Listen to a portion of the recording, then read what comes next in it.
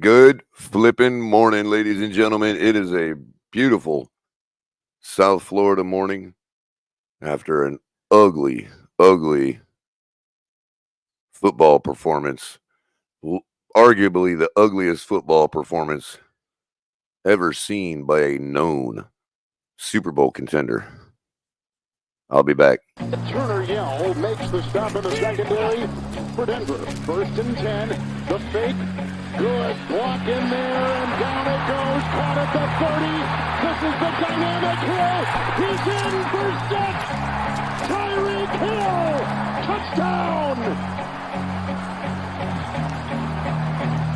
What a block. Take into your hands a plan. Your own hands can land your own brand. And damn, I feel like no one takes accountability. They want the credibility, convincingly unwilling to put in the hours it takes to get some power. Don't be fucking sour. Take a cold shower. Scream until you're louder. Work until you're prouder. And all the doubters, they're just your downers. I swear to God they all let me down.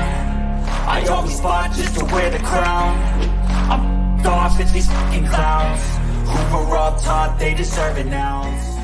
It's only worth it if you work for it. Yeah, man, like I said, bro, playmakers got to be playmakers. We got to be better than good. When your starting quarterback's out, you have to be extra open, to clear it up for the quarterback. He's new here, yeah, man, we just got to go out there and make plays for him. What do you think's the biggest reason that the team had a stretch of 10 quarters, so that spans more than 2 games, without a touchdown? What do you personally think is the biggest reason? We're not playing good football. Which part? All of it. Not playing complimentary football, not playing good football at all, offensively. Defense showing up, offense, we're not doing nothing. You've probably never been to a stretch like this in your career. So how do you get past that? Man, 24-hour rule. We back to work. It's a short week. We got a division opponent this week. Really good team in New England. And, yeah, man, good thing about this league, you can go out there and get another shot at it next week. What? Did we just become best friends? Yup.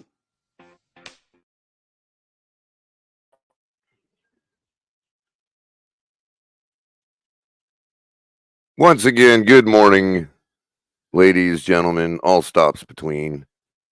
It's another episode of Coffee and a Cup of Color. Yours truly, Culler, your co-host. Everybody hit the like button. Welcome, welcome, welcome, welcome, welcome to this gloomy Tuesday morning. I almost said Monday because it certainly felt like one. After, arguably, I think that has to be probably the worst thing that Miami Dolphins fans have ever had to endure last night.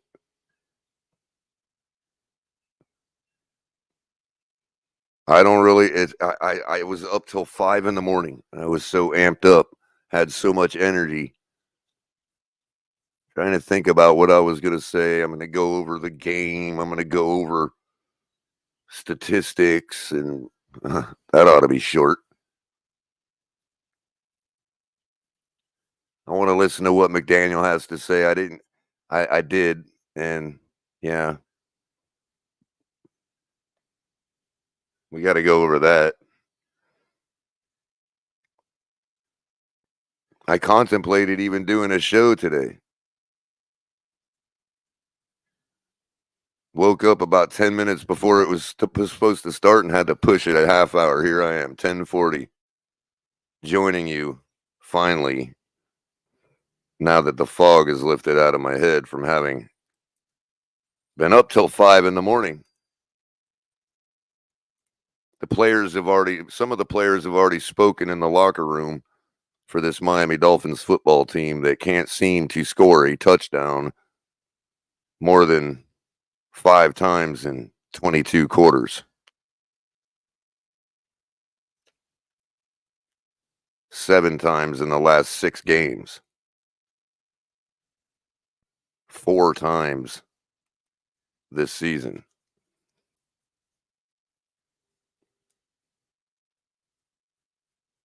and their thoughts are flooding in so fast. I'm losing my train of thought. I can't even think. But I listened to the players' locker room availabilities last night, a couple of them, and I must say I'm quite taken back by the professionality of one Jalen Waddle, who's not afraid to say what needs to be said. I've given him quite his fair share of criticism. Fair share. Dropped one last night. His eyes were totally away from the ball. But he knows that. I know he knows that because he works hard and tries to correct it every game. And there are games where he does correct it. But listen to what he said there. First of all, I want to point out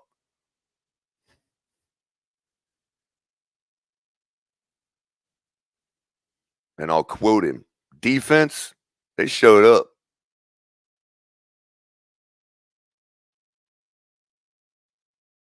Take it from your favorite or second favorite wide receiver. The defense showed up. I don't give a damn what the scoreboard said.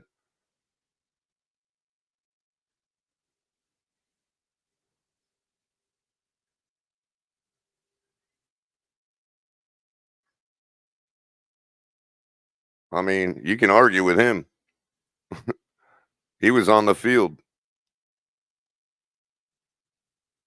He knows exactly how many opportunities they had to score.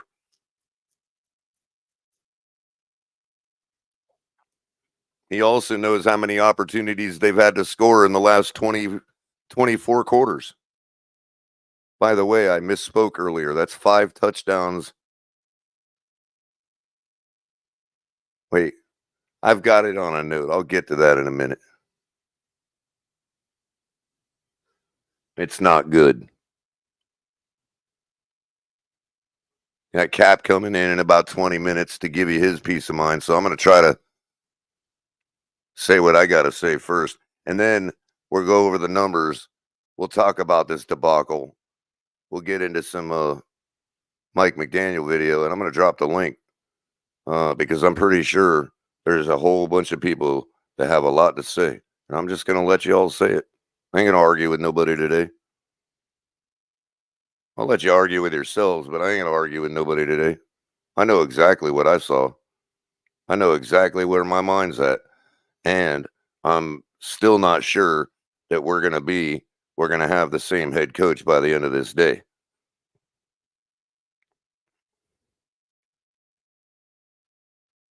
And I'll talk about what happens if we do and if we don't.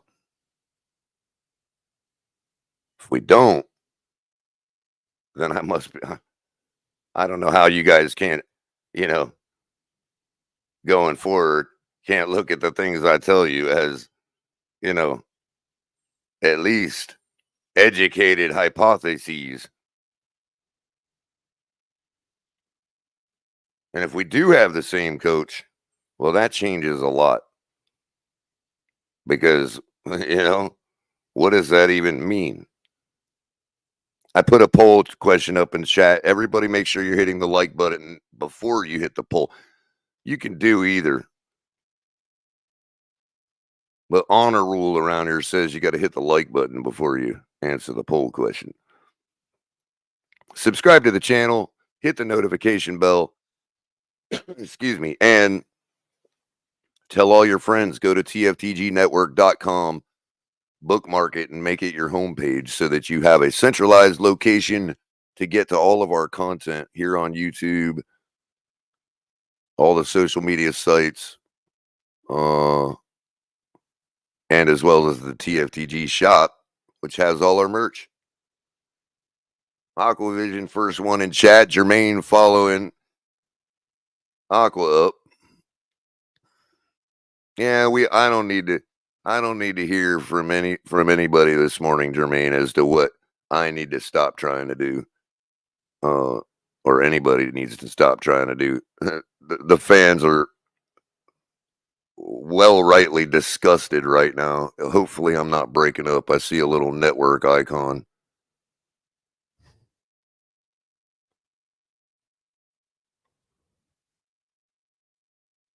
Manolo, how's it going, buddy? Good morning. Says, feel like we're doing an autopsy on someone that's not dead yet. Weird feeling. Yeah, interesting you use the word autopsy. Somebody else used that word as well on Twitter last night. And I wanted to mention that too. Eventually. Got Sean from Red, White, and Bills in the house. Suffering right along with us. At least for a week. Dad Dean, how you doing? Deuce Goose from Seattle. You did. And that's the question for this morning. Deuce Goose from Seattle says, I called it. McDum has lost the locker room. It's a done deal. 3-14 incoming. And on that note, that's what today's poll question is about. Poll question for today is, has the team quit on Mike McDaniel? Has the team quit on Mike McDaniel? Yes, no. Or the coach quit on them? I always like to give 3 choices so we rule out all the outliers. So yes, the team has quit on the coach. No, the team has not quit on the coach. Or the coach, in fact, is the one that quit on the team. Get your votes in right now. We already got 36 of you voted. Appreciate you. We got 20 likes on the board here. We got 45 watching on YouTube. 80 watching across the web. Get over here to YouTube and hit the like button for us. If you could, we would certainly appreciate it. Couple other of you in chat. Tim Washington, how you doing? Back It Up Binge Podcast. Renegade 76. Ian. Diggs. How's it going, Diggs, over on Twitch? I see you holding a Twitch fort down for us. Polterghost, Joe Rist, how's it going? Joe Rist and I disagree on the defense. Roadrunner, how's it going? I'm not saying they were perfect. Yeah, tackling was definitely abysmal. But we still did what a defense needs to do. And the offense didn't, simply. What's up, Ali? Good seeing you last night at the game. It was rough walking out of there, wasn't it? I mean, actually, it was nice because it was kind of easy to get back to the car. There wasn't a lot of people there last night. Tua Tuesday, how's it going? That's Tua Tuesday in chat. That's their name. It is not Tua Tuesday. Jersey Dolphins, how's it going? CC, AP Ryan, El Capitan is floating around in the chat. Jermaine, of course. And Lo-Fi. How's it going, Lo-Fi? Question, if we 1-5 are Dolphins. Wait, the question is, if we 1-5, if we were 1-5, are the Dolphins dumb enough to put face of concussions Tua back out there? Oh, I see what you're saying. Yeah, I mean, at this point, it seems like this organization is incompetent enough to do anything. And that's starting to get scary. I mean, as a football fan. Good morning, Joe. Joe Levesque coming in.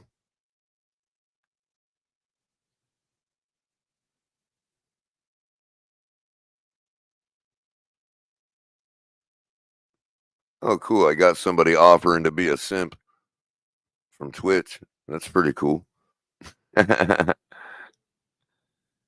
Should I take him up on it? I'm going to need a whole lot of simps after this season's over. I'm just kidding. Just kidding. Hit the like button. But I do believe I'm starting to get to the point where, okay, look, here's I'll start with my take on the quitting question. And that way maybe y'all who haven't voted might change your mind. Context says Tua taking us to the Super Bowl. I was hoping you'd say that, Context, because you're actually helping me formulate my opinion on who quit on who.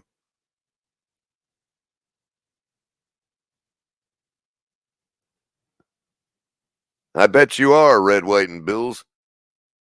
Everybody hates bad football. Even if it's a team you don't like, sometimes you're like, okay, enough is enough already. You know, like, I hate this team, but I don't hate nobody that much, man. You know what I mean? Like, come on, man.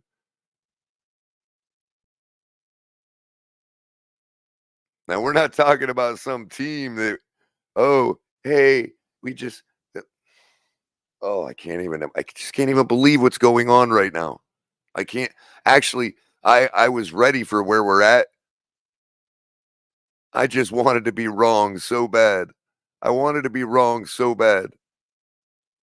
You know, you got Jermaine comes in this morning and says, and Jermaine's one of our guys. You know, we trust him enough to have a wrench. The guy's down to earth, complete to a nut. But whatever. Jermaine says,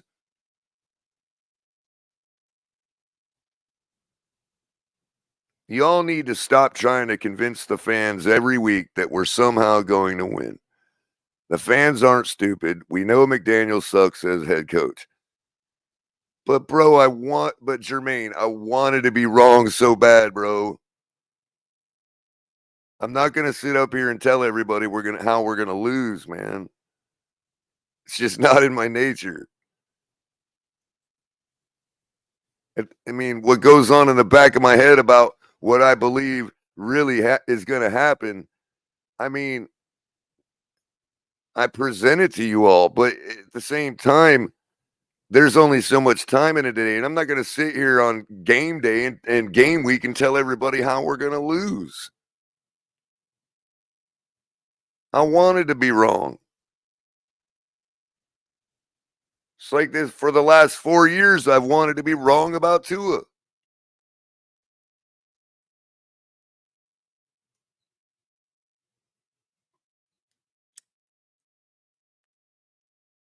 I don't want to be wrong about Tua because I want him to have a great career. I want to be wrong about Tua because I'm a Dolphins fan and I want the Dolphins to win. I just don't understand why that doesn't compute with the average Alabama fan. You all love your team, right? You want Alabama to win, right? Well, why the hell don't you expect me to want the Miami Dolphins to win?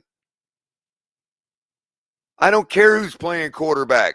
If the guy's hurt and we're still rolling with him, fine.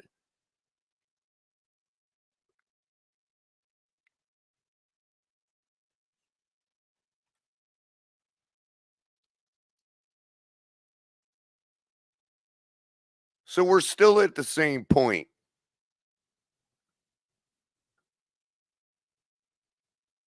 We can't have Flores because he's too harsh.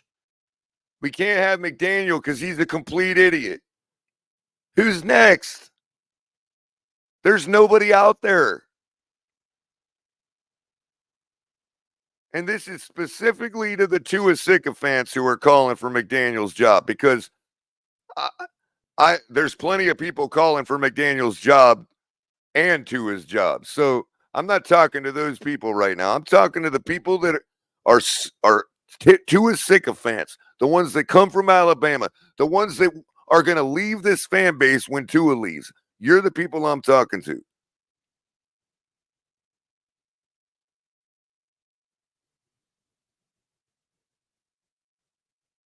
You guys are calling for Mike McDaniel's job.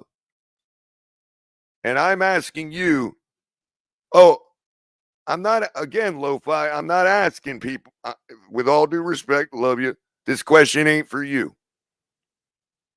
This question is for the Tua sycophants who were never Miami Dolphin fans and whose loyalty lies with Tua exclusively. What coach do you have in mind that wants to work with that? What coach in your mind wants to be the next one to get fired because of him? I'm not saying because of his play. I'm not saying because of whatever. I'm talking about because something ain't going to be perfect.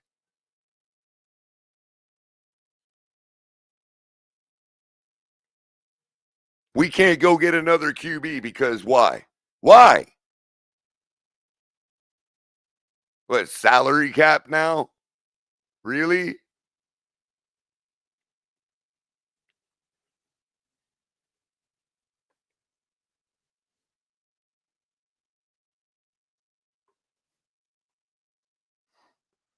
Oh, I see. Tua makes Mike McDaniel better. I know. Tua is the only one that can run this offense.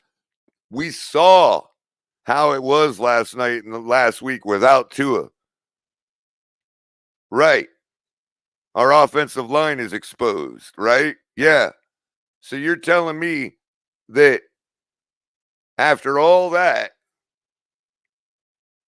it's like the offensive line is good as long as we put this key in the keyhole, and that key is Tua. Well, I'm here to tell you that system is terrible.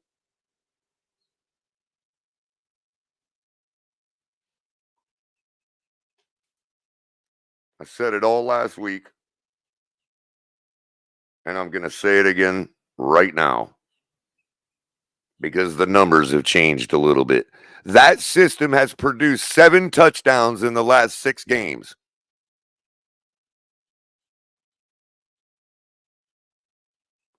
That system has produced 7 touchdowns in 24 quarters.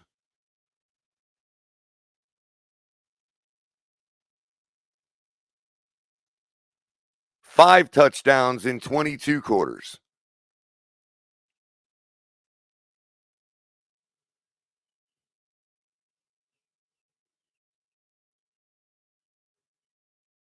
Two wins in the last 8 ball games.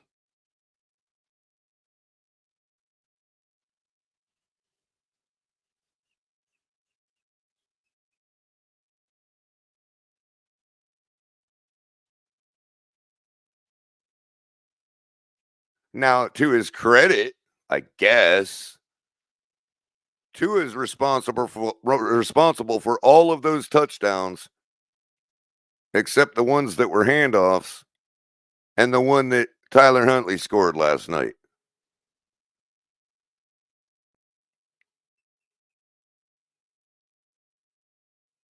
Tua has 4 touchdowns in the last 14 quarters that he's played in.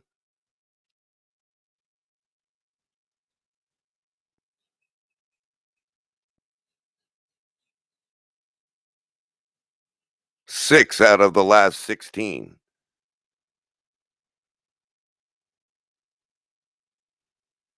This is going all the way back to the beginning of the Buffalo game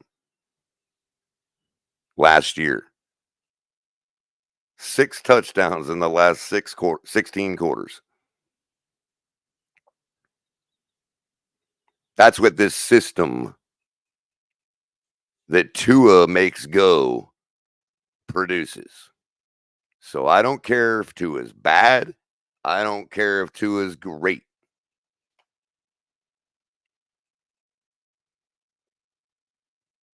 His greatness is not good enough.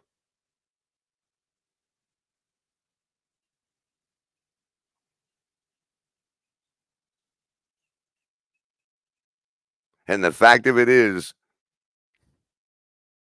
Mike McDaniel knew this. And I suspect the team knows it. Because ask yourself this question.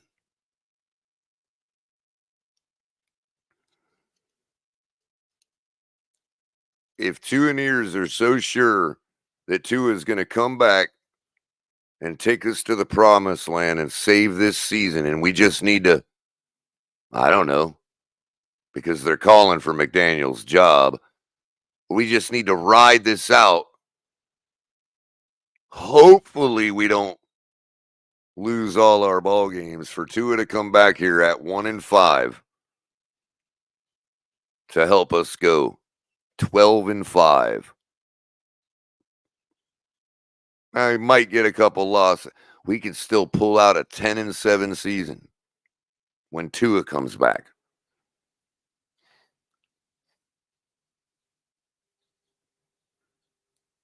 Well, if that's the case,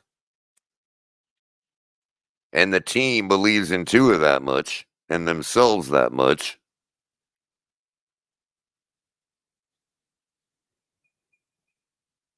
then why are they so pissed last night? Because when I look at Jalen Waddle in that interview, I see a man that's pissed.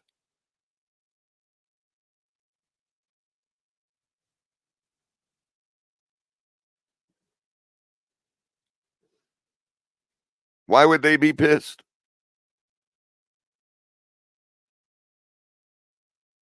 If it's all going to be okay and Tua makes McDaniel go because somehow those tables have been turned, then why are they so pissed? Why aren't they laughing it up like they were last week?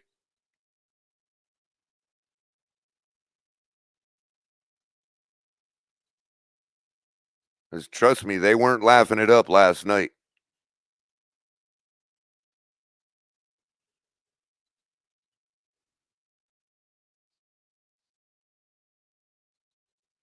And the footage is all over the web.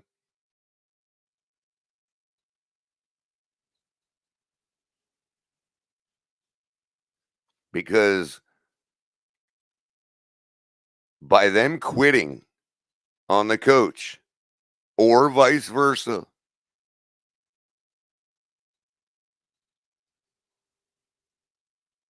they're quitting on Tua. By quitting on Skyler and quitting on Huntley and quitting on themselves, they're quitting on Tua.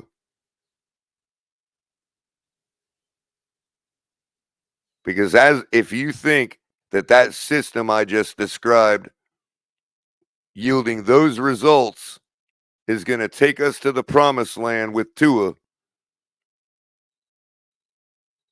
then I have the rest of my season tickets for this year to sell you if you would like to purchase them.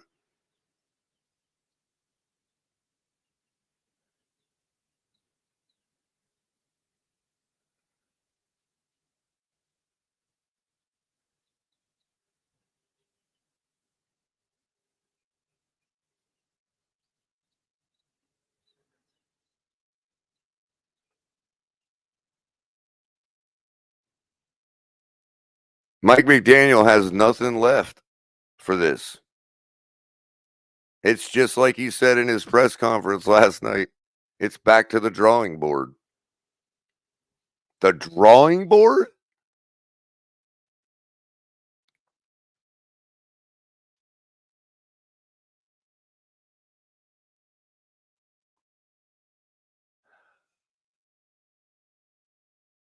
I'm going to remind you guys of something I pointed out last week.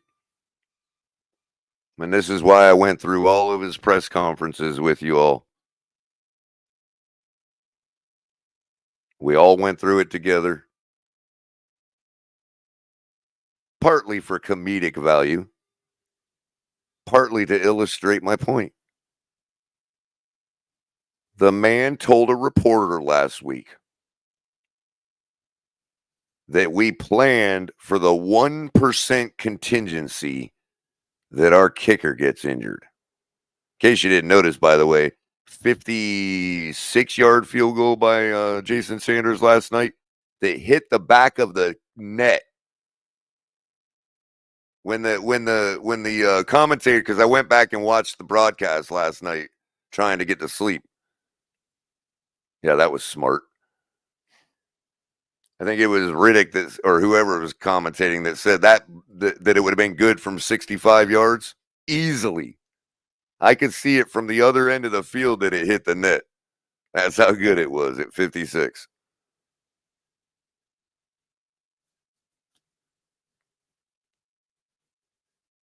But just in case, Mike McDaniel assured us, good morning, Shekel. Mike McDaniel assured us that if Jason Sanders got injured, that Dan Bailey can, in fact, kick field goals.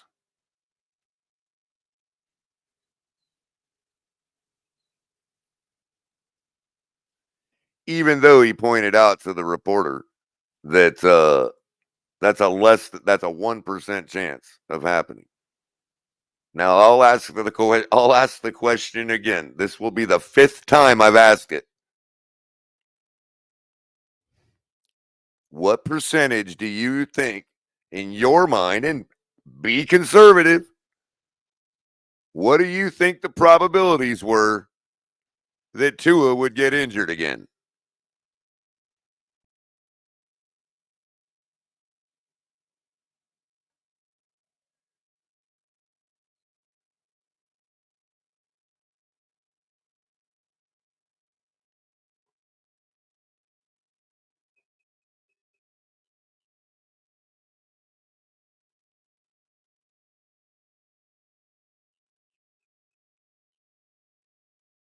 I mean,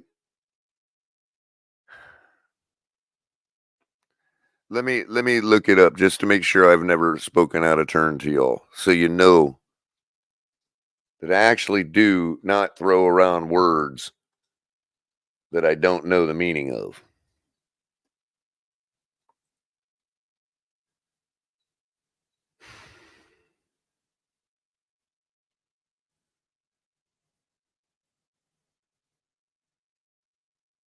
We'll go to Virginia Tech, their website.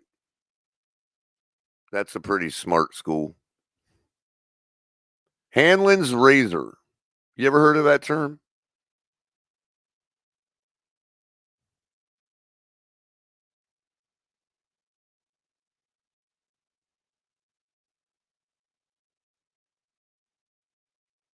Hanlon's razor, according to Virginia Tech,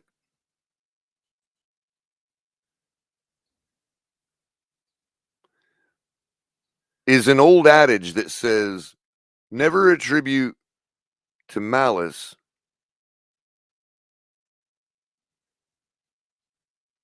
that which can be ascribed to incompetence, or that which can be explained by incompetence. Because you don't always want to imagine that somebody's evil. You don't always want, you want to believe the best in people and their intentions. So you don't ascribe malice to that which can be explained adequately with incompetence.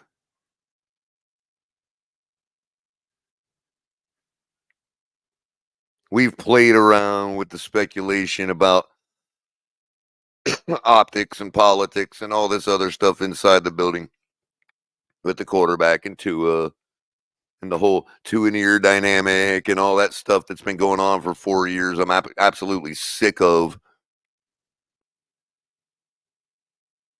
I didn't see one two-and-ear in the building last night.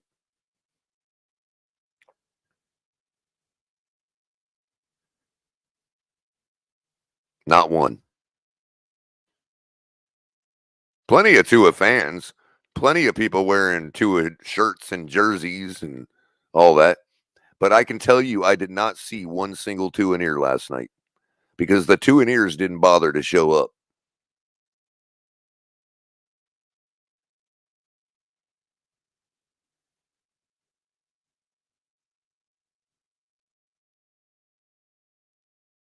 My apologies if you're the one Alabama fan that actually showed up. Actually, shout out to Andrevius.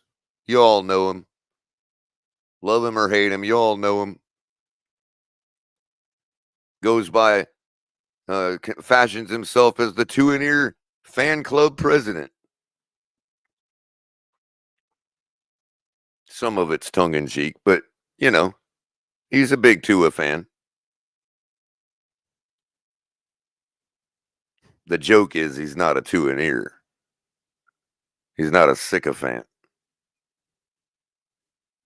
But I saw Andrevius last night. The only one from the community I happened to come across last night. And so he showed up.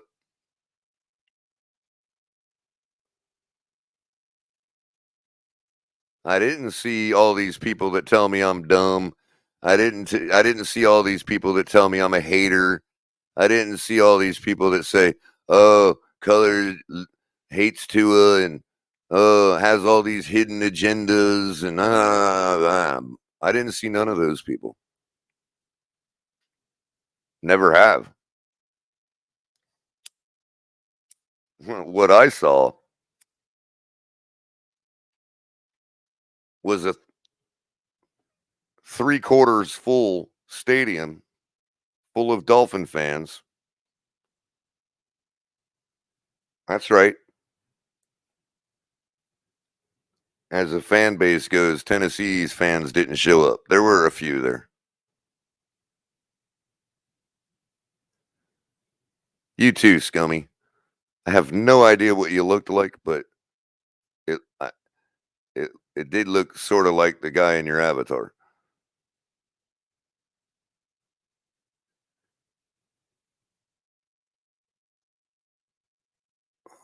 Now, I can't estimate.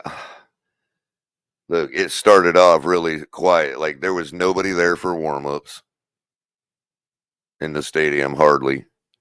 But it did pick up towards the middle of the game. The stadium was pretty much like, 3/4 full.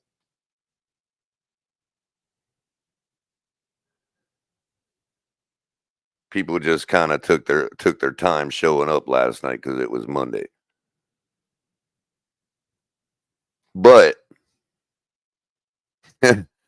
about 15 minutes later, they're funneling out of the stadium. By the way,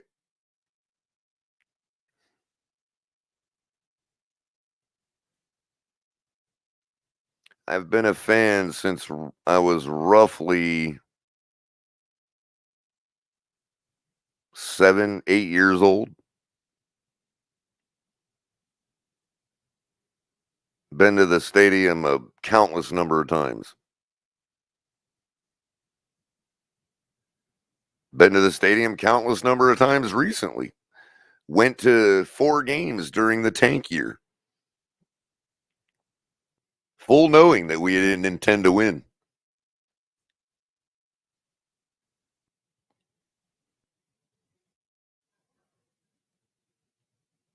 And I've never heard our audience boo our football team.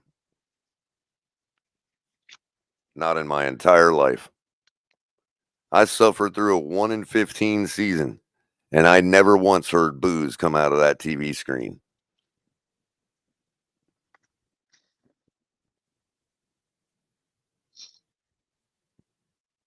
Yeah, that 1-15 season was the year of the real ones, Culler.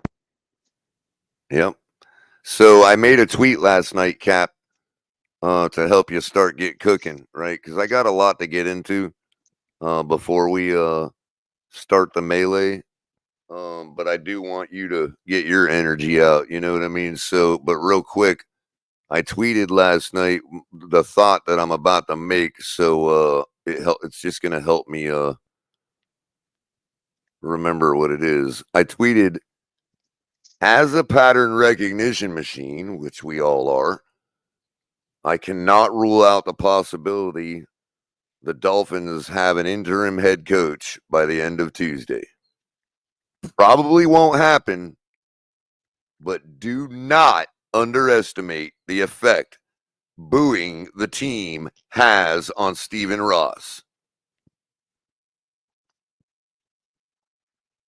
Yeah. I mean, Lewis was up here, and thanks for Lewis for coming up last night and helping Shake hold it down while I was running behind with football practice with the boy.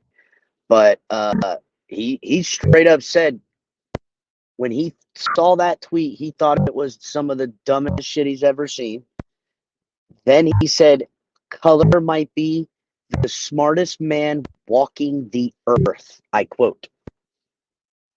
Because that performance, and here's the thing, right? You know, like we say, fire Greer, fire McDaniel, fire Tua.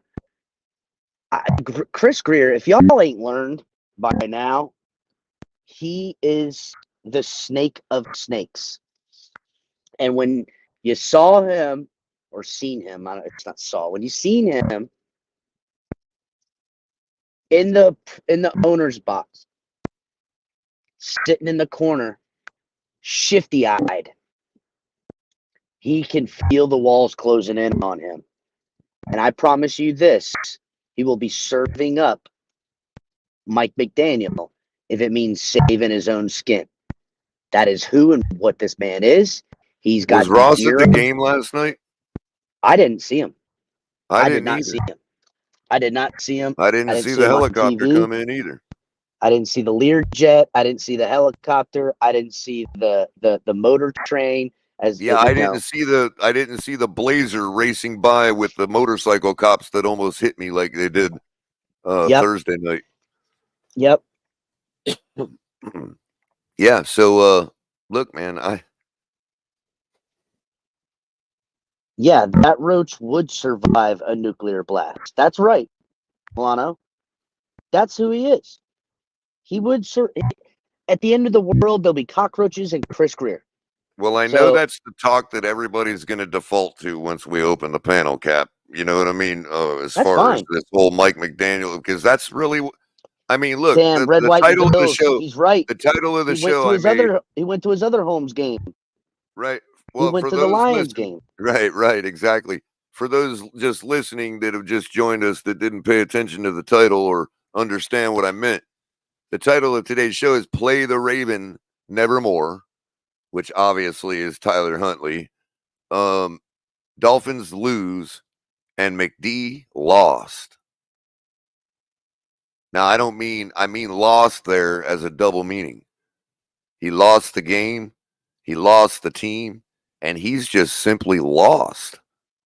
That's called a triple entendre, Culler. Oh yeah. That's the infamous triple entendre. That only comes around when Mercury's in retrograde, bro. That's crazy. Right. And since we're all smart enough, right? Two and ears have been trying to convince me all night since after the game that Tua makes McDaniel go. That this is a package, this is a system that only Tua can operate at a high level, blah, blah, blah, right? And all of that. But is it the chicken or the egg, Culler? Right. Listen. Exactly. Mike McDaniel. I had this discussion earlier. Okay. I'm sorry, real quick. I lost my train of thought for a second, but it was getting to the team. This is what people have to consider. It's all a package deal. Tua makes it go. So if you guys, you two in ears and other people that might have that same belief, if that's the case, do you think you're smarter than the guys on the team? Which means this, not to say you're wrong, but to say if you're right, then the team knows that too. And if the team has quit on McDaniel, they haven't just quit on Tua. They have quit on the system that I just referred to that has put that level of production up for the last 8 games. So couple of things. They would and I have just to, wanna- by proxy, by default, they would have to also be done with Tua. I just want to get to a couple of things. Okay. First off, I want to say Poltergeist, cool name. All that gas for this offense to be mid under Tua. No truer statement said. Here's the deal, right? Is That's it the what I'm chicken or the saying. egg? Do you think the team wants to go back to mid? Well, here's the deal, right? Where did it go wrong? And some would say Mike McDaniel. When they brought in Mike McDaniel and doubled down on Tua Tagovailoa, bringing in a specific coach that can accentuate his skill set to the best of his, meaning Tua's, abilities. So when Tua, who is an injury-prone quarterback, who has one of the most concerning of injuries, head injuries in the game, okay, that's who the Dolphins have hitched all of their powers to. We brought in the weapons, we brought in this, yada, yada, yada. So then people say, well, really the problem, Capitan, is Tua. Should have never drafted him. And I would say, yes, you might have something there because it's a quarterback that can only be mid or I don't want to say just mid, but we could say above mid with his operations of this scheme, right? Right? That you could be right in saying we should have never drafted him. I'm telling everyone, and I'm going to keep saying it, and I'm never going to stop ever saying it until it changes and until people see what I'm telling. We have an ideology problem in the building, and it starts with ownership. Okay? Every person that has power recognizes, hey, I don't work for the fans. I don't work for wins. I work for Stephen Ross, and I have to make him happy. And what he always wants is what we've got. All we've got right now is Adam Gase 2.0. And the promise that Chris Greer made from getting the team that was to the team that now is that I'm going to find a quarterback that can give you the offense you always wanted. If you don't believe me, Adam Gase's offense is identical to what we're doing outside of some wrinkles and better talent, a la Jakeem Grant, Albert Wilson. Now we have Tyreek Hill and Jalen Waddle. The scheme, the system, and the ideology is identical because that's what this guy wants. When we had Tony Sperano, and he threw in the Wildcat, but that was just, a flash in the pan type of thing. We all knew it wasn't going to last. And his coaching prowess came to a problem. He was building through the trenches.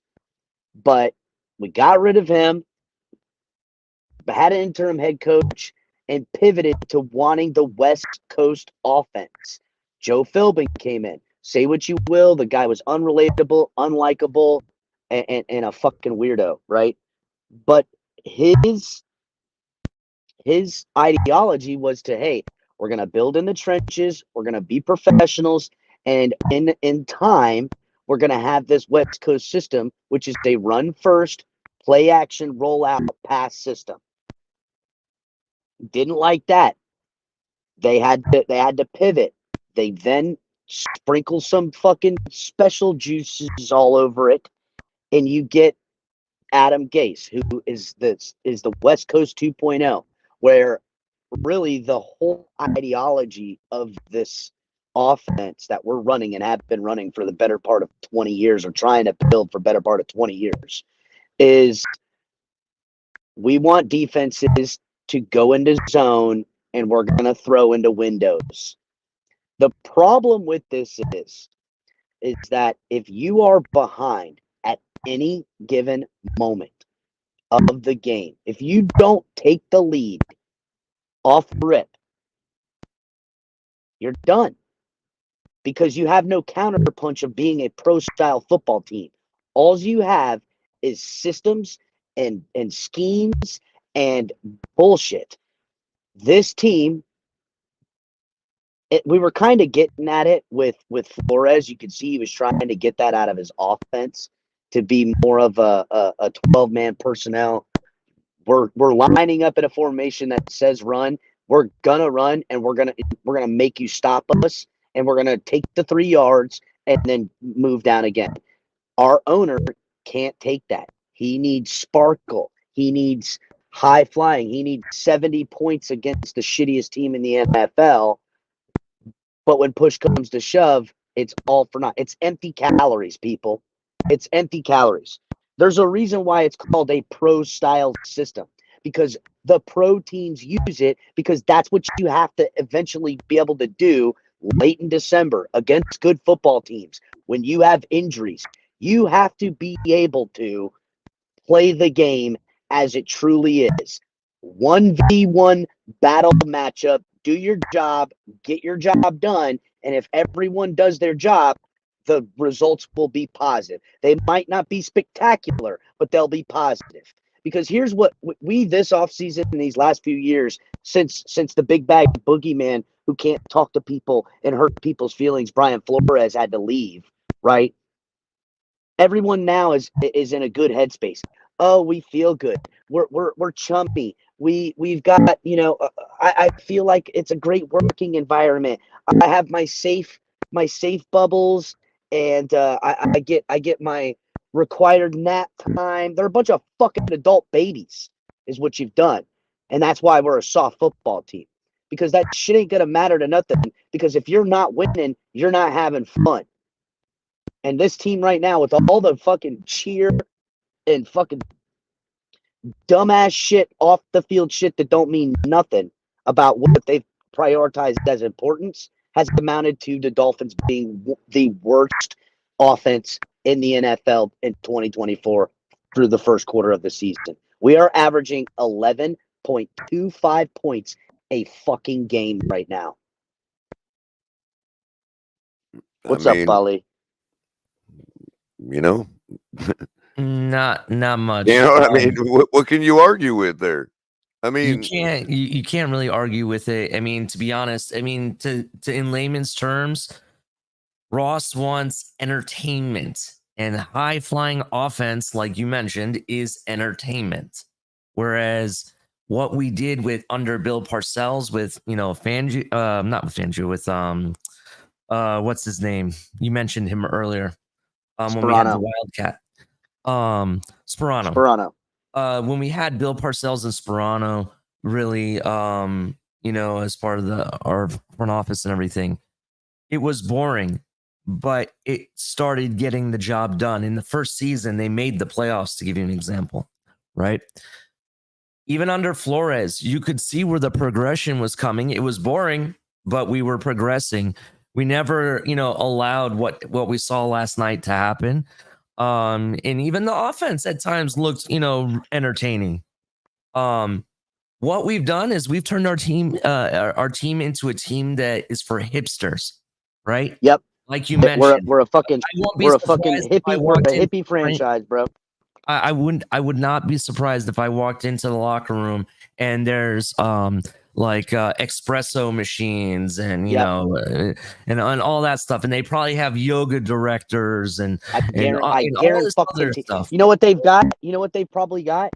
They've got those little fucking weird eggshell thingies that they put in these fucking, where you take those nap fucking cocoons that they have. Yeah. Those quiet space for you to unwind because you're so stressed. Get the fuck out of here, dude. Yeah. That's basically what the Miami Dolphins facility looks like some shit you'd find in Silicon Valley, not in a fucking football facility. I totally agree. I totally agree. It's no wonder. It's no wonder that one of the most vocal. I mean, I'm done with the whole.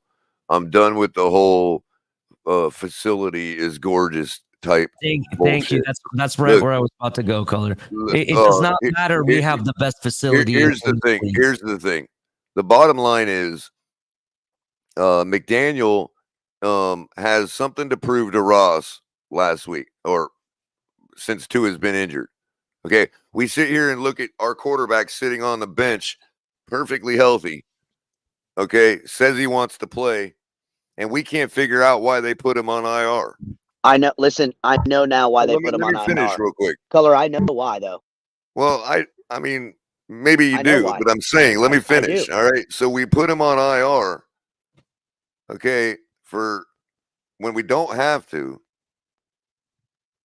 Okay. We can talk about optics and all that, or the reasons. The point being is that at some point McDaniel has to prove he can win with another quarterback. If they're going to give him the ability to go with somebody else because he was hamstrung to Tua, then he needs to show Ross that he can win with another quarterback. He chose the ones he has. He chose to play the coddle to Tua's feelings and not get a better quarterback. Okay? He chose to do all that. So from Ross's standpoint is, yo, I'm not going to play around with the NFL. Put Tua on IR and show me you can win with another quarterback. No, that's not what happened, Color. I just want to point out Poulter goes Well, I'm just saying again it with may not another be what great comment. happened. It may not be what happened, but it's why the man's coaching for his job. That's why I believe he's coaching for his job. Nah, You mentioned earlier, Color, that the team has quit on Mike McDaniel. I'm gonna go out, and this might be a hot I take. asked the question. I know didn't, you asked the question, and I actually voted in your poll. I think McDaniel quit on the team, and let me explain why. Right? You look at the definition of being a leader or a manager, right? Is you lead a group of people or you maximize performance based on people's abilities. And part of that is changing either the let it be a formation or the process of something that is more effective, right? But that's my point, No, Ali. let me just finish. I let you finish. Let me just finish real quick, and then I'll let you interject. Oh, will you? Thank you. I appreciate that. I'm sorry. I'm sorry. I don't mean to we piss you got off. cranky Color this morning, boys. I understand. Well, I mean, I'm either a host here or I'm not. You know what I mean? Okay, you go ahead, Color. I'm sorry. I didn't mean to. I No, how about apologize. it? Go ahead. Go Color. ahead. Go ahead. What I was about to say is that you look at what they did. They had to make an announcement that they were not going to change the game plan at all, right? They made that announcement, and it was put all over Twitter before the game that they're not going to change the plan. In the game, they did not change the plan at all. It is no wonder why the players are pissed and were yelling, and you saw a video of Tyreek cursing and yelling at people, especially towards looking kind of towards McDaniel in one of the videos. The reason being is McDaniel's responsibility is to, if it's not working, try something that is going to optimize the skills and the abilities of the players at hand, even if it means changing your offensive plan. And he's not willing to even bend at 1 minute. I'm sorry. At that point, your coach doesn't care. He made his game plan or his agenda above the team. And that's why I think the coach quit on the team, not And necessarily he thought the he was going to players be able to quitting on work him. his magic with some scrub backups. Well, now he needs to prove that. So Ali, I And might be able to thus help far, you. after 2 games, he hasn't. Our season is destroyed over it. He should be fired. Well, I agree, but he's not going to be. And Ali, I think I'm going to say this in a shorter sentence to what you meant. Sure. Mike McDaniel has put his allegiance to Tua and not to the football team. And that might be why he's losing the locker room ultimately. That's precisely what I'm saying. That was his choice to do that. That's right. But the team, Ross didn't force that choice on him. Oh yes, he did. That's his whole reason for being hired, Culler. That's his whole reason for being hired. That's not what he told us. I don't who care what happened behind the scenes. I don't know what happened behind the scenes. I only know what Stephen Ross told us. Well, Stephen Ross is a habitual liar to the fans. Right. So I don't believe anything. And so when Ross comes out to fire him, what do you think Ross is going to rely on Oh, when he's the going to fans rely on start yes. pitching at him? Well, yes, of course. But He's going to say, I told you that's how it was. Well, yeah, because he talks out of both sides of his mouth, buddy. We know that. He didn't talk Again, out of both sides of his mouth because we didn't hear what he said out of the other side of his mouth. But Culler, he could tell me one thing, but my eyes tell me something completely different. I got that. But I'm talking about the business of saying to McDaniel, you hitched your ride with this guy. I'll give you another chance with another quarterback. Prove to me you can win with one. I Thus think far, he has not put a single, he's put one touchdown on the board. A rushing touchdown at that. I would say this, right? He had all week to take care of this.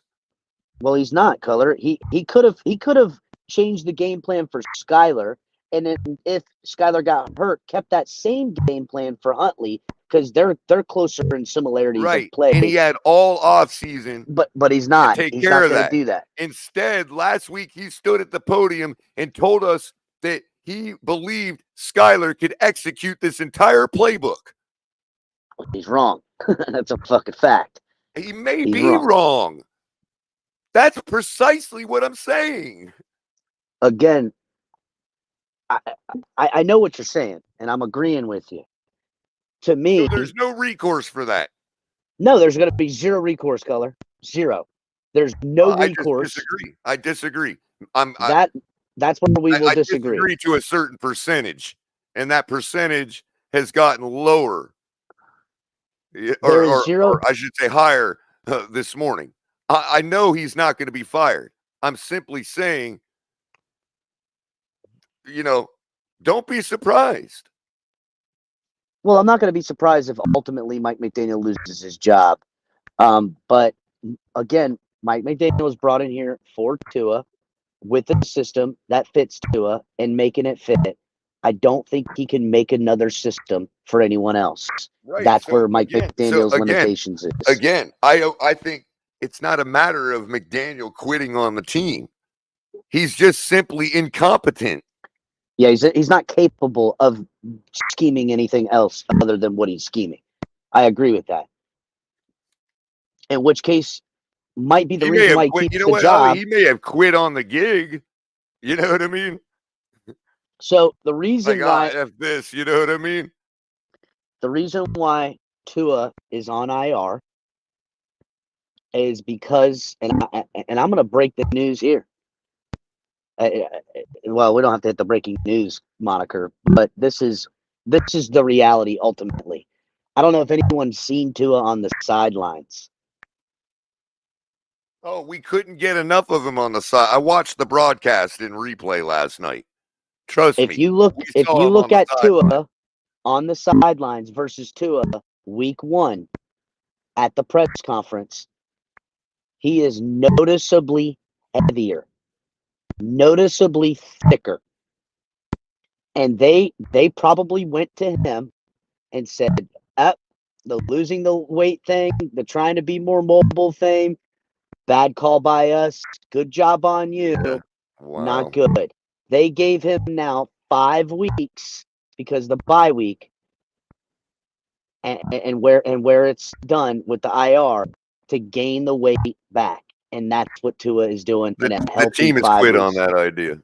I don't understand how Chris Greer and Mike McDaniel cannot see that.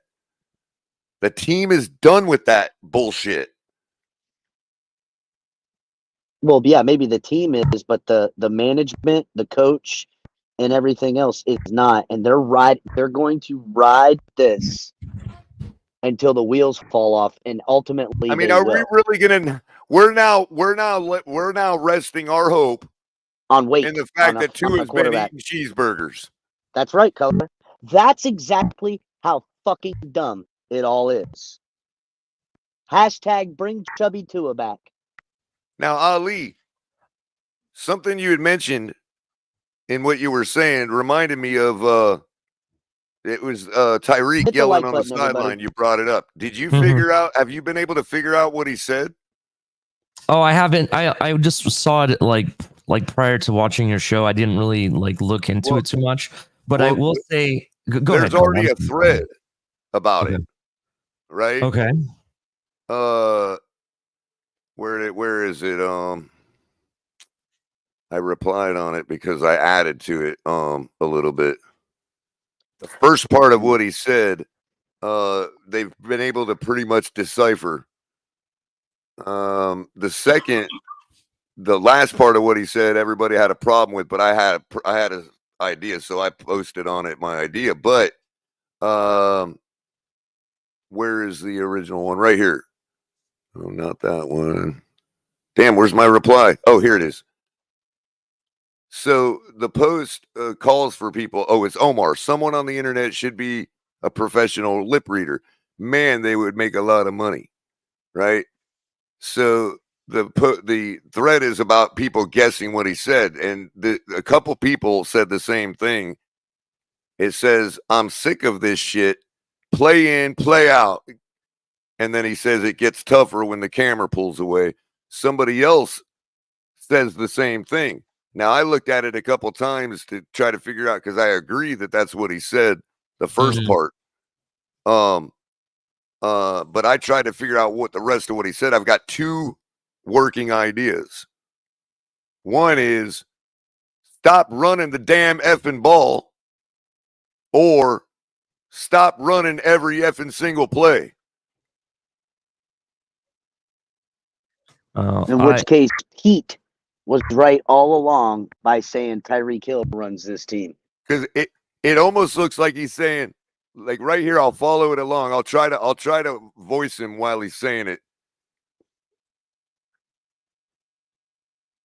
Play in, play out. The shit ain't gonna work. That's what it looked like he said. If I I understand. A lip reader. El Cap, you just I made the comment that McDaniel seems to be, looks very similar to Adam Gase. I said something a little bit more meaner than that, but I do agree with you. Really quick, I would, Shane, but it's copyrighted material from the network. Yeah, you can't show it. Hit us for a copy strike, even if I share it off Twitter. Yeah, don't even try it. Hey, Lewis, tell me Pete was wrong. Pete was right. Yeah, he was right last night. Mm-hmm. This team is there, and Jersey Dolphins. I used to live in Cape Coral. No, I can't help it when his dumbass says dumbass stuff, saying Tyreek Hill's going to ruin this team by saying feed me the ball, and he's kind of right. Well, to be honest with you, okay, if he was saying what I think he said at that last part, it's kind of the context in which he was saying it in. He could have been talking about a given style of running based on the past few games, whatever. I'll tell you what I don't want to hear. I don't want to hear shit out of a wide receiver that takes it 2 yards out of bound every time. Culler. Well, I told, because Tyreek, what I did was the person that originally posted, I think it was Furoni's, I want to say, right? And I retweeted his post and I tagged Tyreek and I said, I was saying the same things in the same thing in the stands tonight, Cheetah. I'm not so sure Tyreek is the diva here, to be honest with you. I know he's dropped footballs. I know he's had problems and needs to get his act together, but I don't think he's the diva here.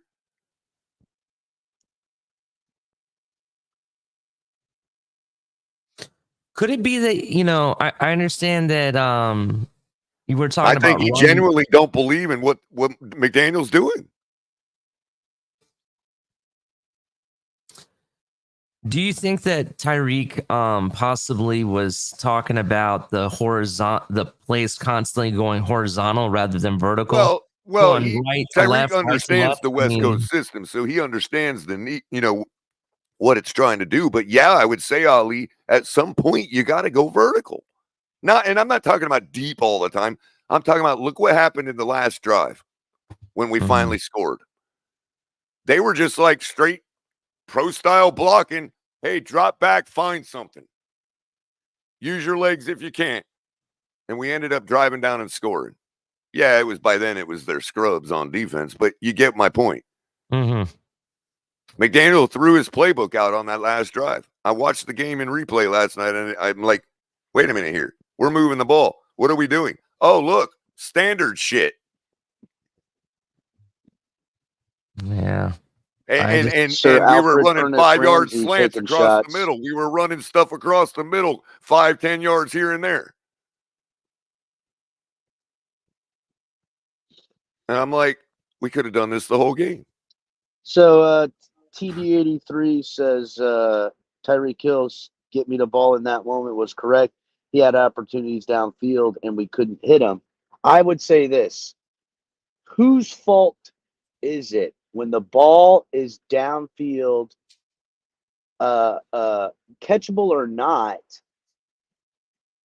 I got to say, the guy with the elite speed with a chance to go out and get the ball that's making $30 million a year, I'm going to put more of the blame on him than the fourth string guy that's making, what, $100,000 a game. You don't even have any guarantees. Well, See what I'm not only saying that, there? but the guy's a week in the building. I mean, I can't believe we're going to do this again now on Tyler Huntley instead of Skyler, and criticize all his passes like that. Yeah, What dude. Tyreek was talking about is when your quarterback sneaks down and gets within 1 yard of the first down marker, okay, and you go for it on 4th and 1, and you run a toss sweep that ain't been working all night, instead of just giving it to Jalen right up the middle to get the damn first down. That's what he's talking about. The shit ain't working. I agree. I agree with that 100%, Culler. We run the same thing. Play in, play out. The shit Yeah, ain't well, I would working. say Tyreek Hill on that fucking jet sweep or past, motion. And He was saying the same things we've all been saying. We're running the Culler, same damn thing. Play in, play out. how many and it ain't times working. do I got to watch Tyreek Hill run, get the ball, whether it was a handoff, reception, whatever, and run 2 yards past the line of scrimmage to the fucking sideline every fucking time? I'm sick of it. El Cap. Here's the okay. First of all, if that's what the coach is calling, and the defense has it covered, what did you expect Tyreek to be able to do? Put his foot in the ground and go north and south and let somebody tackle you. Cap. By We the didn't second, until by the that last drive. series, they had the whole game figured out, bro. The whole defense had it figured out from the get because we don't run. We run just like what Culler is saying and what Tyreek is saying. We run the same play in and out constantly. Right? How many slants out of the slot did we run last night, Ali? How many 5 yards and slants did we run in the middle? How did we nothing, bro? Like everything. And here's the other part of it. You mentioned El Cap that you put more blame on the receiver. Well, I'm sorry if the quarterback is throwing short passes to me every single pass throughout the game, and then the one moment he overthrows it. How is the receiver supposed to know that player is going to overthrow it again? The entire game, every pass to Tyreek was short. Every single one. Yeah, but the point is, Ali, is that's out of sync because the guy has just got in the building, dude. Okay, that I understand. I'm not. That's still on McDaniel. That is on McDaniel, and that was my point, Culler. I'm not putting blame on Tyreek because that's what El Cap did. El Cap said he put more of the blame on the receiver, but that's I gotta go in a more binary sense, and a guy making $1.8 million a game is more accountable than the guy making $100,000 a game. That's where my head is at. That okay, I need this $30 million guy to elevate. And that's why I point back to what I opened the show with. Jalen Waddle. He's telling you exactly what I'm telling everybody. We suck. Yeah. Yeah, we suck. I mean, Again, this is what you get with a finesse football team. This is what you get where your scheme is meant to win, not your will. This team doesn't have a built-in pro style will to fucking smash mouth football. And it hasn't since we got this owner. And every time we imagine. have a resemblance of a smash mouth type of football team, Mhm. they pull the plug and purchase a bunch of free agents to make it into this high flying affair that ultimately is a finesse football team that when the going gets tough, they're nowhere to be found. Well, for those of you that play Madden, or for those of you that are actually coaches, like at the high school level, college level, you're a play designer, right?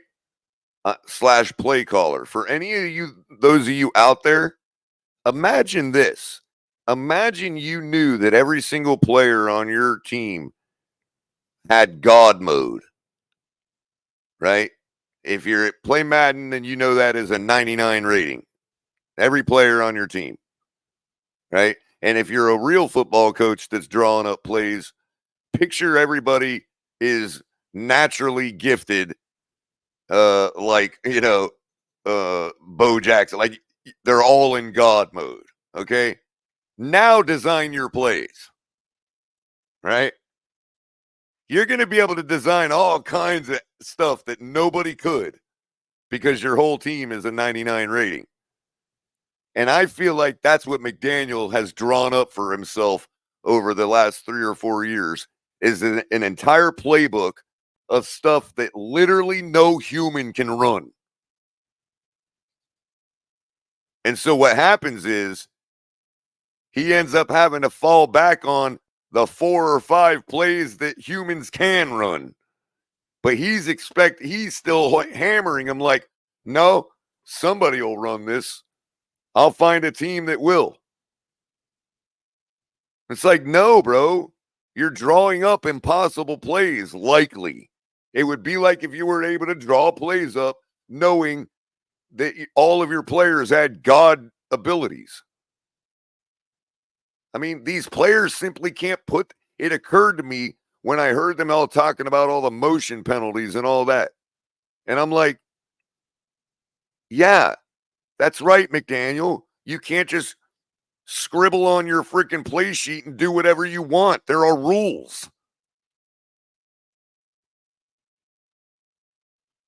Oh, there's multiple motions going on and blah, blah, blah. And yeah, that's right. They're not Einstein on the football field. And some of them are, but they can't be expected to be in that moment. I mean, these motions and all that, like, nobody does that shit for a reason. Because it muddies the waters and half of it's against the rules. Listen, it's fine to have it and implement it and use it, right? But you can't have it be your fucking identity, bro. That's what I'm And saying. that's He the drew problem. up a whole bunch of Mike McDaniel plays. These are all patented Mike McDaniel plays. And what Tyreek is saying on the field there is the shit don't work. Well, it don't work now. It works sometimes. The problem is you got to, for those plays to work. That's what I'm saying. There's 4 you or have 5 to get of the them that defense humans can chasing actually you. accomplish.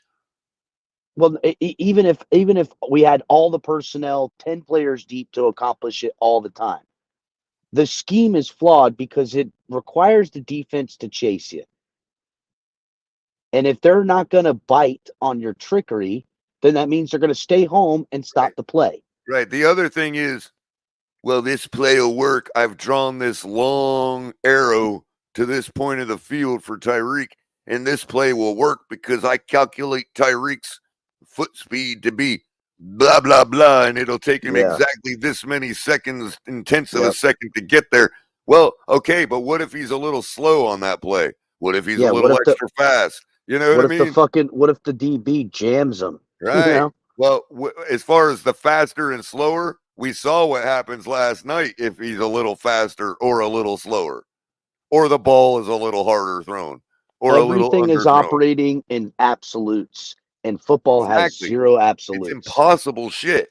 He's like trying to create the impossible burger of football. And you know what? I bet you right now, if we had this show years ago, we would be saying the exact same stuff. Because remember in 2016 when Adam Gase was drawing up all this shit, And it was and working. It was obsolete. working. The article I read about it being obsolete was 2017. Yep. So that's what we're operating with here. Gase 2.0. Yep. We said it from the beginning. Everybody's starting to say it now. And now it's Yep. common language. Whereas, people we know getting death threats over saying it's Adam Gase 2.0 2 years ago. Well, yeah. If you want to listen to our takes, you want to listen to everybody who's content creating and or trying to get some form of social media recognition. They're using the takes we've made for the 2 years ago. Oh, it's They're amazing, just behind bro. the curve. It's absolutely amazing to watch, man. It really is. And they're all going to take credit for it. Like they're all some brilliant geniuses. No, again, they look, and Well, I'm as the day goes on, my percentage drops. So where I was up to 65% last night that McDaniel would be fired today, it's dropping by the minute because it's already almost noon and we haven't gotten any word. McDaniel leaves when Tua leaves, and they're not ready to leave on Tua yet. Well, the team has. I don't think the team has just quit on McDaniel or Skyler or Tyler. I think they've quit on the system, and I don't think they believe in it with Tua either. Well, don't miscount. Tyreek believes. Listen, Tyreek believes in Tua to get him the football. That's for sure. El Cap, what you said about Tua being put on IR to gain weight. Yep. Really, all we're doing is enabling more excuses. Even talking about it. I think it's but Ali, that's what they do. And they that's enable. That's the problem, bro. That's why it makes sense. They have made this team in every other 5 games. Because think about it. He gains the weight back, right? And then the next time this happens, because regardless of him gaining the weight, he's still susceptible to getting concussions, right? Right. Oh, he's I don't know, more cushion for the push. He could have pushing. run away from that tackle. You know what I mean? And then we're back to square one again. We as a fan base, and I'm imploring everybody in the audience, circle jerking, dude. We need to hold this team, and we're talking about Ross, Greer, the powers that may be, accountable, right? They are taking people's money as a scam and selling it as gold, right? And we need to hold them accountable and tell them that this is wrong, right? Because that's the only way out of this. Until we're literally circle jerking. I want to say it was Medina Rivera, I think, said it in the chat. Oh, Manolo. There has to be a philosophy, ideology change from the top. That means the president, the owner. Ross, Yeah, him and I are on the same page, Ali. The owner, bro. The owner. Him and I are on the same page for other reasons. But yeah, well, I'm just saying it from top to bottom, it needs to change. Because if you're going to sit here and hold the fan base hostage to a quarterback that's only good every other 5 games, that is bullshit. I'm sorry, that's a class action lawsuit waiting to happen. Right. Well, really quick, level 2, yes, I did. I was at about going into the game because of the way, I felt about Tyler and our chances and all that, and it looked like McDaniel was pivoting. By even putting Tyler in, McDaniel was pivoting. I thought he'd go with Boyle. So I thought he was actually going to change something. I apologize. Hold on. I thought he was actually going to change something. You know what I mean? So, that's where I was fooled. But because of that, I was down to about 49% before the game. After the game, last night, I was at 65% that we'd have a new coach today. Okay, or an interim coach. as it's come around noon, that's dropped back precipitously to about 40%. Yeah, no, Culler. I like where Hey, your I'm head's being at, fair. I mean, I'm not and getting off and of it, bro. You I'll know what tell I you mean? what, if Tua Well, was out for the season, he would be fired right now. right. Well, that may be true, and that's what I wanted to get to next. In particular, with what you had said to me in private conversations about what you believe the next few weeks are going to play out like if and when Tua comes back. Ali, I want you to get in on this discussion with him. You know what I mean? But go ahead, El Cap, and tell everybody exactly, despite what Culler says about McDaniel being fired today, tell us why I'm wrong. Tell us what is actually going to transpire over the next 5 or 6 weeks. So when Tua comes back, not if, but when, he'll come back, he'll light it up, and everyone will be recucked right underneath it, saying, "Oh, you already see the narratives already that this." I mean, Dan Orwalski, which is one of the worst fucking pro quarterbacks I've ever seen play the game, and Dolphins fans and Tua sexuals alike take his word as gospel, which is fucking laughable to me. He's a bigger joke than fucking Chris Sims, yet they don't have any problem clowning him. But I digress.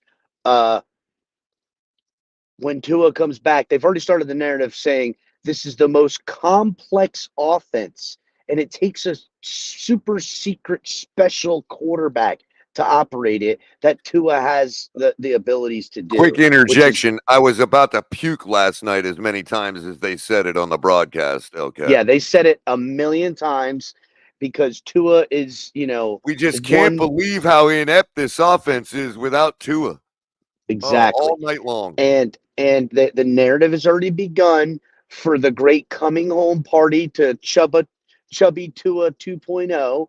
And then he's going to come out there and he's going to light up the skies. He's going to light up the skies, and everyone's going to be back on this train in over the next 3 starts. Tua will win 2 or 3 when he comes back. And everyone will be right back in the pocket, right back in the fucking spot, forgetting that we were only in the position we're in now because Tua cannot be counted on because he is an injury-prone quarterback. And we will find ourselves heading into this offseason with impending another shit show for And I'm fine with 2025. that. Before you reply, Ali, reply, I'm fine with that. I'm fine with Tua riding around on his little tricycle for 7 or 8 games this season. But we've got to get somebody in the building to win the rest of the games. You can't because his ego can't handle it. Yeah, they won't do it. And the evidence of this, we don't even have to look too far in the AFC East to see the evidence of this. Look what happened to the Jets last year, bro. All those losses, and they didn't bring anybody in special to back up AR when he went down, right? Look at all the times that that the Jets, have had all this hype and blundered to amount to nothing, and Saleh is still the coach. That my point is that I don't think McDaniel is going to go anywhere until Tua is gone, and I agree with Cap 100%. I'm sorry. Did the tricycle comic cut a little deep? No, I thought it was right on par. I don't even think he needs at least at this point. Maybe a stroller. ZB83 has the sense enough to put question marks behind his statement, because it is a fair question, at least for the pipe dreamers out there. Tua comes back and takes us to the Super Bowl. In other words, do you think he will? What happens if he does? I'll tell you what. Say thank you for the trophy and still cut bait. You know what I mean? Yes, you do. That I would probably agree with that. Look, we're not in this just to win a Super Bowl with one specific person. We're Listen, in let's this not get to it win. twisted. We can't win a fucking playoff game, boys. I understand. I understand. I agree with that. But ultimately, the goal is to continuously be successful, and that means they're obviously continuously so winning sure. or going to Yeah. Super Bowls. Yeah, And Ali, that, 'cause they're and that obviously plan. I'm sorry. Go ahead, Culler. I'll wait till No, you're done. I didn't mean to cut you off. I just wanted to say to Cap's point. I mean, obviously they believe they believe too, because they would. Mhm. This would already be done if they didn't. You know what I mean? Yeah. And Yeah. so, I just don't know if the team believes all that. I hate the whole premise right of through it. asking. I hate the whole premise of even having CB83 ask the question. Tua comes back and takes us to the Super Bowl. Question mark. Because if you watched that performance last night, are you going to tell me that even if Tua's here and we played like that, we're going to go to the Super Bowl? No, Hell they no. believe that they don't believe Hell we'll play no. like that if Tua's here. Yeah, That's bro, the you thing, forget Ali. that's the left arm of God. Okay. And that's the thing. Think of it this way: They're playing ignoring like our offensive production for the last 8 games. Okay. Then let's ask this question, CB83. What happened to Tua and his performance prior to getting the concussion in the Bills game? Because that performance didn't look pretty either. That's what I'm saying, Ali. It spans back 8 games. I understand. I agree with you. My point is that the fact that we're even entertaining the question Listen, this could span for 3 more games, totaling in 11 games of shittiness. Okay. But if Tua comes out and lights up the skies against Arizona and the Dolphins, he throws for 300 yards and 3 touchdowns and the Dolphins win, scoring 30 plus points. Watch how everybody gets right back down on their backside and spreads their butt cheeks for this fucking fan base in this fan base. I'm telling you, they're fucking morons. We are infested with cockroach morons in this fan base. That alls it takes is a little bit of fucking glimmer. You know how I know it to be true? Because there's people I that was going to get call them voted. leeches this morning, but I thought that was going to go too far. There is people that get voted Dolphins fan of the year having this type of fucking booty clapping energy for shitty football and empty promises and finesse football. These are people who don't know what physical contact is. They don't know what fucking football is. They don't know what fighting is. They don't know what struggle is. They live in rainbows and fairy tales and fucking play Madden and think that that's how football works. They think because they watch big, fat, fucking dumb fucks who don't know fuck all about nothing on fucking YouTube break down dumb fucking football that they've learned something. And the only thing they've learned is how to be another fucking idiot in the chain of long line of fucking idiots that are everywhere in this world. That's the fucking problem. Too many fucking dumb fucks. Hit the like button. Subscribe to the channel. If you're loving this, over it. If you're loving this, hit the like button, subscribe to the you channel. You don't know football. Break down and film. donate to How the about channel I break because your hold on, face down, donate to the you channel. Dumb fuck. Hold on. Hit them super chats because Cap just spent every bit of our monetization for this show. So everybody make sure you're hitting the super chats, donate to the channel. Yeah, I don't give a fuck no more. I didn't do it for the monies. I did it for the reckoning, motherfuckers. I'm I'm promising you this. I promise you this. Capitan gonna Let show it out, up man. shirtless, shoeless, knocking fucking heads off. Look, I'm gonna fucking Cap. I'm gonna fuck a bitch Cap. up, son. Cap. Look at Newfoundland. This is what we started it for, bro. Okay, this is what we do it for. Yeah, it sucks we just lost monetization. Donate to the channel if you're so kind. But you know what? It ain't about the money. It's about giving you all a place to come say exactly how you feel. And Newfoundland says, this is exactly how I feel today. So for any of the advertisers out there that are concerned about Cap's language, he's simply expressing how our audience and fans feel. Bro, if I gotta watch another fat pimply-faced fuck with a lisp tell me about But if we football, sat breaking here and film said, down, I'm gonna but if fucking we kill sat here somebody. and said Newfoundland, it's okay. The Dolphins are the best team in history, and all that. Have hope and positive vibes. We'd have two in ears dumping donations all over us. Oh, bro, our subscriber and our view count would be through the roof. So we do this for you all. Point blank, period. It'd be nice to get some compensation, but that ain't what it's for. It's to be able to express what Newfoundland feels like this morning. If I gotta watch some dorky ass nerd that wasn't even a fucking ball boy, okay, he ain't got enough cardiovascular fucking makeup to be the water boy. Well, we got okay? the great Ray Livingstone in chat, who has taken time from his day of acting on set wherever he is around the world to join us. Good morning, Ray Livingstone. I'm kidding. That's not. I don't think that's the Ray Livingstone. That is definitely the Ray Livingstone. It is. It is for our purposes. Who knew Ray Livingstone was a Dolphin fan? I knew. He's not a fan of the Dolphins so much as he's a fan of fucking brutal fucking Capitan honesty. Okay.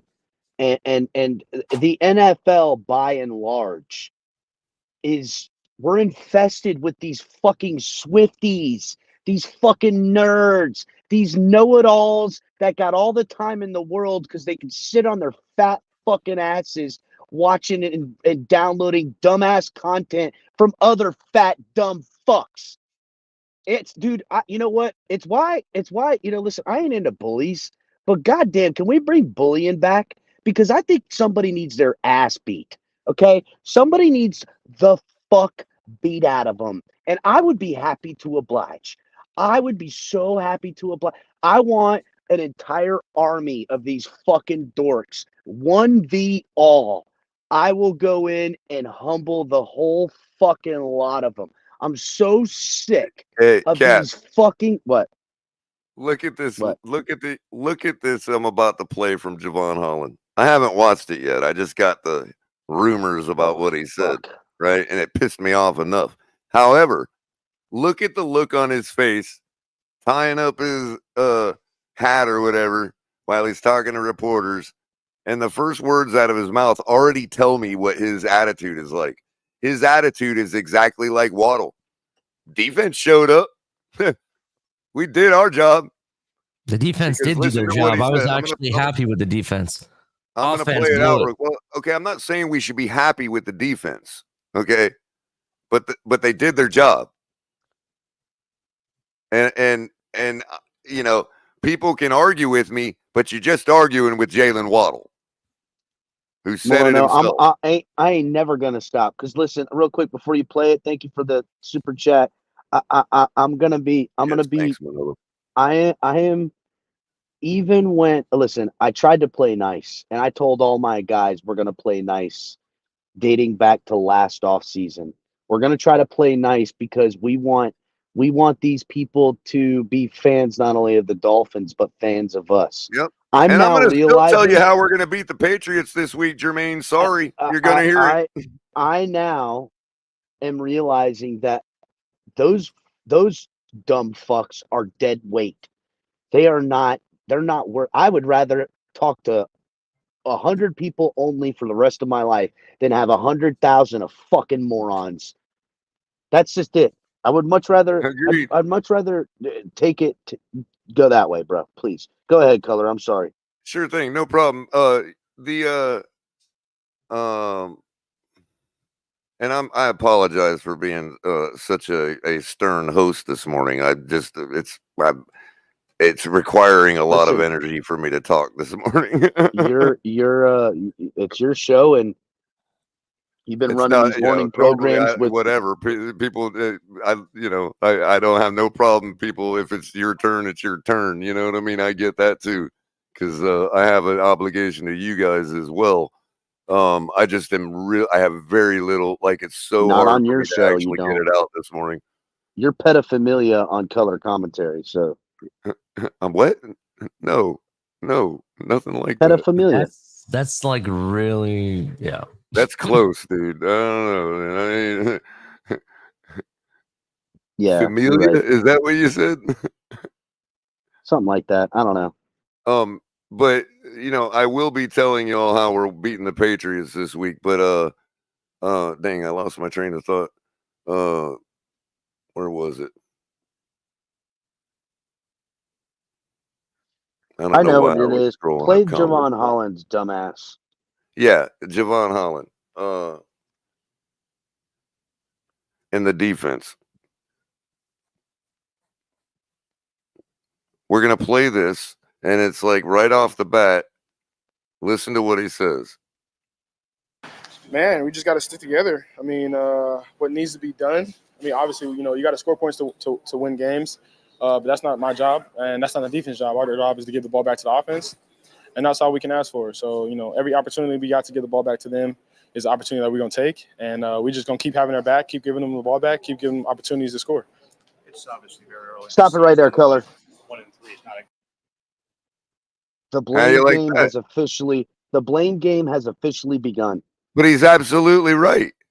I got that, but he started off by saying we got to stick together and then threw the offense under the bus, and he's not wrong, but the blame game has officially begun.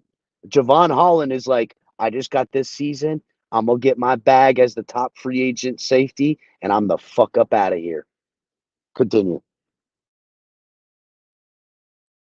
great place for a team to be in. How do you get back on track and get this train going in the right direction? Yeah, you really just got to stick together. Kind of just revert back to all your fundamentals. That's what it is really about. Whatever is happening now or happening in the week before, you just got to let it go and move on to the next week. You got to have a clear conscience and have an open conversation, just like about what needs to change or what needs to happen. Have a real conversation with each other and move on. What was Mike's message to you guys after the game? Exactly that. What I just said. Stick together. We got to be honest with each other, and accountability has to. People have to take accountability and step up, and that's basically it. Javon, what did it do in terms of how you guys prepared versus what you saw on the field when Mason Rudolph got in the game instead of Will Levis? I figured they were going to keep things, relatively the same. It was kind of a sudden change with the quarterback, so I know they weren't trying to make anything too complicated for him. But yeah, we're just playing the game for what it is, playing each play for what it is. Wait, what gave him that clue? Mason Rudolph has been a stable, steady quarterback for like a while now. Color Mason Rudolph threw for 90 yards, bro. I understand, but he Here's the obviously deal, right? was able to exploit him enough. The second Mason Rudolph came in the game, the second the Titans were on the schedule, the defense should have said, I don't give a damn. We're putting 7 in the box and going man-to-man everywhere, single-eye safety, and daring them to take shots downfield the whole game. I'm not coming at the defense, With but DeAndre Hopkins and Calvin I don't Ridley. give a shit if it's fucking DeAndre Hopkins and fucking Justin Jefferson. Their DeAndre quarterbacks Hopkins is Will is Levis. like the best Their contested quarterbacks are catch Will receiver to Levis ever play the and game next Mason to Moss. fucking Denthead Rudolph, Color. They're fucking dummies. They're doofuses, the two of them. And we got beat by 2 doofus quarterbacks on Monday night. Yeah, well, what do you expect after holding that team to 9 I'll tell you what points I for 3 expected. quarters? I expected, like I bet, I expected my Yeah. defense to score a touchdown. Yeah, Is what well, I expected. I expect exactly what Javon Holland just said, to keep giving your offense an opportunity, and that's what they did. I mean, I'm that's not all they ever do. I'm not shitting on the defense because listen, they've played more fucking football this 4 weeks than any fucking team in the league. So that's a fact. But Now, I think from what I understand, the part that I'm gonna disagree with Javon is coming up, and it's brutal, bro. It's brutal. And not trying to jump any routes or anything like that. So just play it honest. You see Jalen looking off. Do you think he's having to get any reps? Which one? When Jalen Phillips? Yeah. Oh yeah. He got hit or something like that. I mean, it's football. It's a contact sport. It sucks though. Seeing him like that, especially after everything he's gone through. But he's a warrior. You've seen him out there still, going through it. So it's tough to see guys go down and injuries be had. So, but I know that he's gonna be all right regardless. Javon, it's only a matter of time, defensively, when you don't see the the ball being scored, where your spirit kind of lets down? How do you kind of just make sure that that kind of doesn't happen in the next two games or two? I mean, it's human nature to see things like that happen, and it gets tough. But at the end of the day, like I said, like if you really just think about what defense does, our job is to get the ball back to the offense. So if you're just solely focused on that, then you're just gonna keep on playing defense hard. That's really what it's all about. What do you see needs to be fixing specifically? I'm gonna let the coaches handle that. To be honest with you, I think everybody's playing hard. Everybody wants to make a play. So whatever it is, it's just fundamentals, technique, small things. Javon, this locker room, this team, you haven't had to deal with a start like this since, I think, 2021. Are the people in place right now to make sure it doesn't get worse? Are the leaders in place right now to make sure that this doesn't go a snowball? I mean, yeah, we're grown-up men at the end of the day. People got to feed their family, so whatever needs to happen is going to happen. I've been in this position before. I'm not necessarily shaken by it. I know the message is that everybody needs to stick together, and that's the biggest thing. That's what helped us in 21, and I think that's going to help us here. Everybody just relying on each other, trusting each other, and then just playing solid ball. What did you learn from 21 that can help you with this turnaround? Really what I just said, just, sticking together, honestly. That was like the main message, was stick together, trust that it's going to turn around at some point, and we're just kind of in a slump. And yeah, that was the emphasis, is that defense, just get the ball back to the offense. Offense, however many times that you get the ball, just keep on trying to score, keep on trying to get first downs, keep on trying to have successful plays, playing together, trusting each other, and trusting the process, really. We'll get to the trusting the process in a moment. I didn't even realize he was going to say that.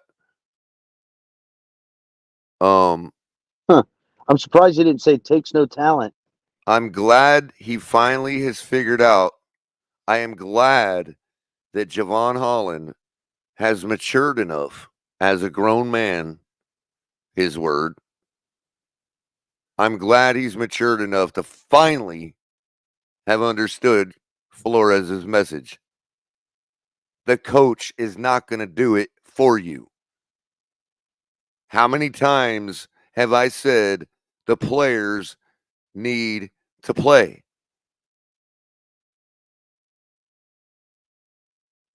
I can't fathom Javon Holland, of all people, acting like that's some kind of news flash. It was always about you guys sticking together.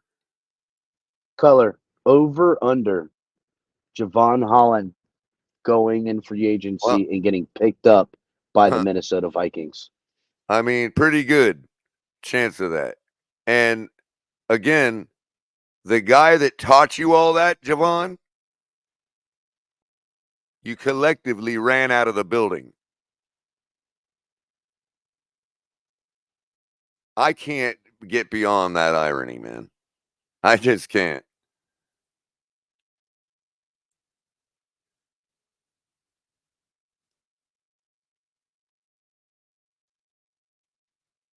I mean, what do you say to that? You know what I mean? Like, I'm glad that he decided that they have their job and the offense has theirs. But how do you run the guy out of the building that taught you that very lesson that you're now spouting? Well, I will say this. He's a few years older, and money's becoming the big deal to him at coming into this contract year. And he's finally seeing who's helping him get paid for reals, right? Because that fucking little boy attitude he had earlier in his career is not palatable to real football teams that want to do real winning. Now, ultimately, he very well may choose the bigger bag and probably will, the bigger bag for the worse off situation rather than the lighter bag for the better situation. So how come he's not blaming the fans like he did when Tua was struggling? Buddy, again, here's the deal, right? He's got a job to do. I'm a fan. Fanning the way I fan is my fucking job. And he's not.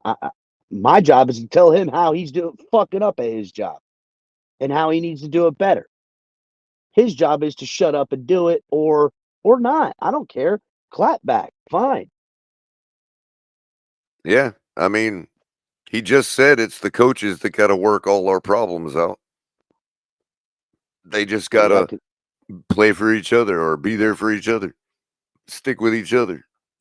Yeah. Like now you see the division happening, right? Absolutely. The locker room is now sealing itself off from the coach. I mean, Culler, when the stank of firing is coming, everybody starts worrying about number one. And I said this going into this game. I said, even if the Dolphins win, much less lose in a fucking beatdown, when does the ground seem to shift from underneath Mike McDaniel and everyone, where everybody starts worrying about number one? And that seems to be, we're right around the corner for that. Maybe Tua is the glue that holds all this together, and that they're all hoping and waiting for him to come back because then they'll turn around. I would say ultimately, if that's the fucking reality of it, that Tua holds this team together, he's the glue. What a flawed fucking game plan. Because having a guy that has the injury problems and concerns that he does, I don't give a shit how great of a person he is. Look, here's the deal, man. I don't care if it's my own father, my own fucking cousin, brother, whatever. I got to take care of me and mines. And that's how people get at the end of the day. And if they're holding out hope for someone else to save them, they're fucked.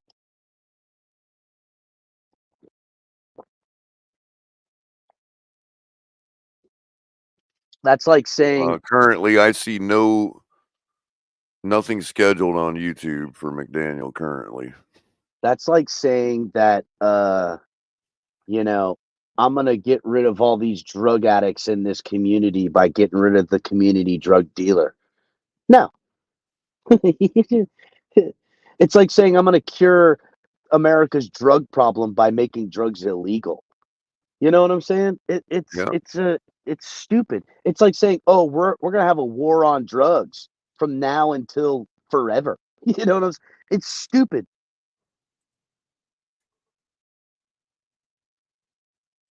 We're gonna get into, if you guys want to, McDaniel last night. You want to do that? Yeah, Should we do that for a fine Monday, a fine Tuesday morning? I really think we should, because I really feel like my right eyeball needs to burst all of its blood vessels. Oh well, his already look like they are. Well, that's the weed color. That's the weed. And the other thing is, I will be playing it in multiplied speed, so we don't have to endure. Although you should really hear it in regular speed, because it's even. I mean, it's like, oh man, like I don't know how people think this guy's safe, man. I really don't. Like he might get one more game, but my take still stands, man. Jamie puts, it's don't imminent, listen to bro. McDayball. Man, McDayball. If he don't get a win soon, bro, he's gonna be gone in the season. I just don't see how he can finish this season, bro. Let me ask you this though. I already mentioned earlier that Ali, real quick, just to conclude, the only way we can tank and the fans accept it is if it's with an interim head coach. Go ahead, Ali. I agree with that 100%. I do agree. The other flip side of it is this. I already gave you precedent that another team has already gone through this a couple times and they haven't been any more successful and their coach is still there. What makes you think they're not going to give McDaniel more time? What other team are you talking about? The Jets. The Jets are because they're the Jets. But regardless, they're the Jets. We're the fucking Dolphins. Right at this I'll point, give you a better one. I'll give you a better one. Us, to be honest, I'll give you a better one.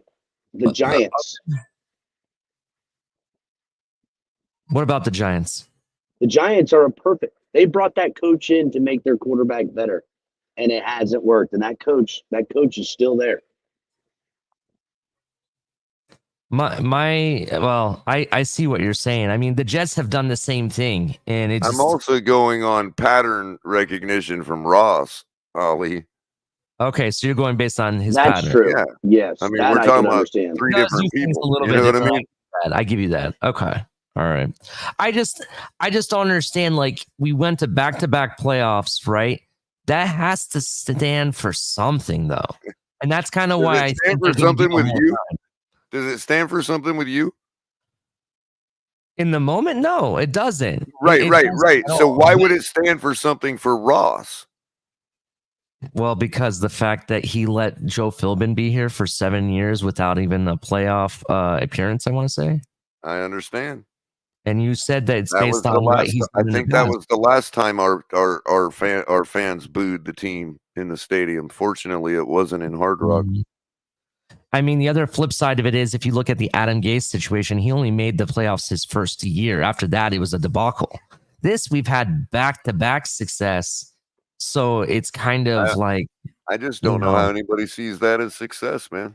I really don't. I don't know how a billionaire looks at that playoff game as success.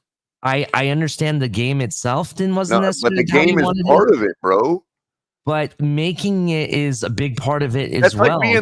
That's like being that college team that the Harlem Globetrotters carry around with them on tour.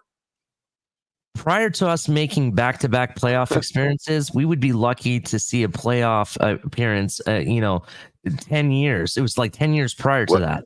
What's that for all of y'all basketball heads out there? What's that college team that the Harlem Globetrotters carry around with them on tour? That's the Miami Dolphins. If you think that 7 points in a playoff game that we fell into is like success, then you're that team that follows around the Harlem Globetrotters. Look, I know what you mean. The team is shitty right now. I get it. But the thing is that making it to the playoffs does have to stand for something. It still stands for a winning record. When people talk about records, they're going to look at wins versus losses. And we've had more wins than we've had losses in the past 2 seasons. I mean, I get what you're saying. I understand that. But it's just like when you go to, just like with my work, we have annual reviews, right? I've had continued success. Just because I had one bad year doesn't mean they're going to can me.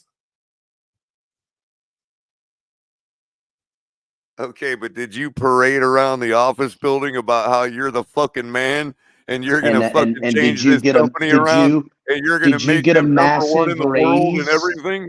Did you get a massive raise and go to bat for all the people that you're responsible for to get raises too? Yeah, I'm not going to put my business out there, but there's something similar. Yeah. Okay, but you're talking about in the scenario where you had a bad year. But Culler. Hold on. We're talking about in a scenario where one other take to that. I just want to rebuttal real quick, and then I'll let you interject. What new head coach doesn't do that exact same thing? What do you mean? Every new head coach in this league has always said, "Oh, I'm going to change this or do something different, and we're going to be freaking amazing," and blah blah blah blah. Right. Level 2 noob with the Washington Generals color. Oh, Washington General is not I always thought it was. I don't know why. Yeah. Probably because they look like one against the Globetrotters. It's the team that they go against. They do color. The reason you say that, they're simp basically. You know what? They Harlem Globetrotters might be the first ones to ever simp somebody. No, American fucking politics have been simping people long before that, buddy. True. That's true. You're right. Listen, We just never called it and that. I, We I never don't called it want to that cut back off then. Ali. I understand what you're saying, Ali. Right? I get it. There's not an overwhelming of third eye perspective at your job of people wanting you to get fired too. Coming to your boss. Do you think hold on, Culler, do you think that Flores deserved to get fired? No. Take the whole bullshit Not about based on the information I know for sure to be a hold on. fact. Take away the whole bullshit about Tua and his relationship with Tua. Take that away. Okay. Based on the win-loss record, do you think he should have gotten fired? No. So Right? I would say this. Hold on. If hold on, Ali. I'd like to answer that. Okay, go ahead. I Go would ahead. say if the reasoning he got fired, no. If they wanted to say the reasoning was his inability to hire coaches to follow They him could have. offensively, Right. that would have been a They could have, and I legitimate would have cause. accepted that, even if I slightly disagree with it. I would have accepted that, Ali, if they would have just said we don't like his performance and bye. Mm-hmm. Okay. Well, my point was the fact is that he didn't have a playoff appearance in those years that he was here, and we still had him in house. I'm not good, man. I can't believe we're having this debate again, dude. I cannot believe it. It's almost like people don't even hear what people are saying, bro. Everybody knows that another team controlled our destiny in both scenarios, in and out. You guys just told me it's a failure that we've lost playoff games. I'm showing a scenario that you guys said it wasn't necessarily a failure, and the fact is he didn't even get to a playoff game, and we still let him go. So that was my point. But Ali, I will say this, right? The amount of money and resources to miss the playoffs with Flores, to get to the playoffs and fail with Brian Flores is insurmountably different. To fall out instead of fall in. The whole with the amount of talent Mike McDaniel has to work with, dude. The whole argument I'm having is that I don't think they're going to fire him tomorrow. That's the only thing I'm arguing. I agree with that. I think they're going to either keep him to the end of the season, or just like you said, El Cap, which is what's more likely, that they're going to keep him until Tua's gone. That's right. He's here until Tua's arguing right now. I'm not arguing. I didn't realize that's what you were debating. I would, because I'm only at 40% now as the day goes on. Yeah, that's the only thing I was. was 1 o'clock. It's 1 o'clock. Traditionally, when they've done these types of firings, it usually the news comes in the morning. You know what I mean? I understand.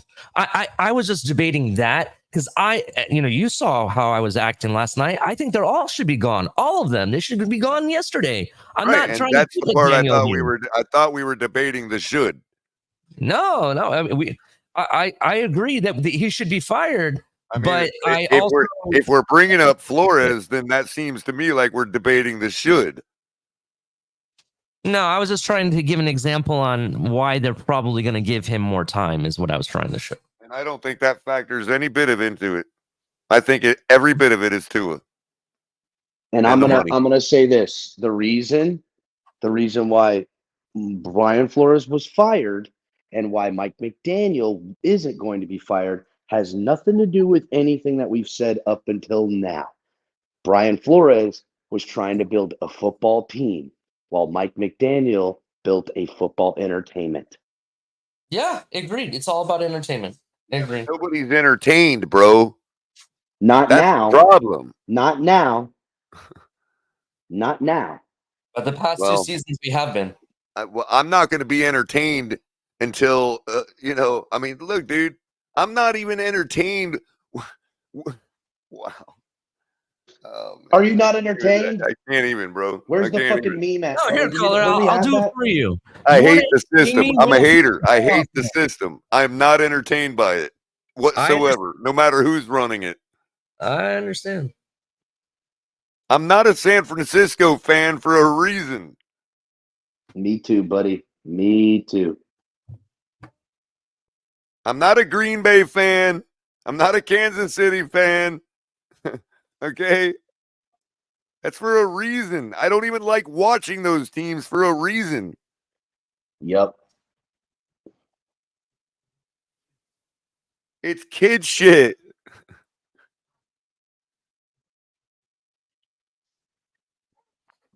The 49ers will never win a Super Bowl with that. They got as close as they're ever going to get. The only reason they were They winning lost is their because star running back. And they can't even beat, who'd they lose to? The Rams?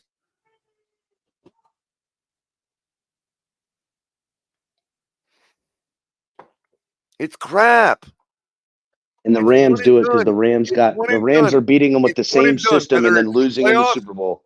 whether you're one and done in the playoffs or whether you're one and done in the respect that you get one star player go down and your season's over, it's one and done.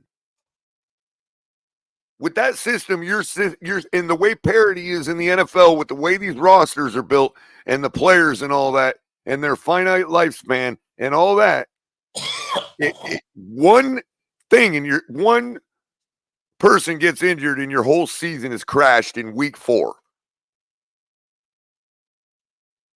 And we're just supposed to accept that. Oh, well, it'll gain us some draft picks. Look at the bright side. I mean, really? Wow. I can't believe that. I just can't believe it. I honestly, I'm going to start selling every one of my tickets because I don't want nothing to do with that.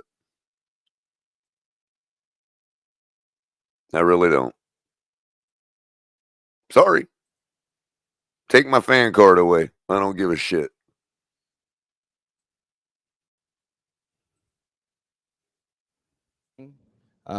So there was a multitude of contributors to it, I believe, but I have to check the tape out. Bottom line is, it doesn't matter what we're doing behind the scenes. On the field, that's not even close to good enough. So it will. You just have to go back to the drawing board. And ladies and gentlemen, I give you the guru. You know what he just said there? It took him, let's see how many seconds it took.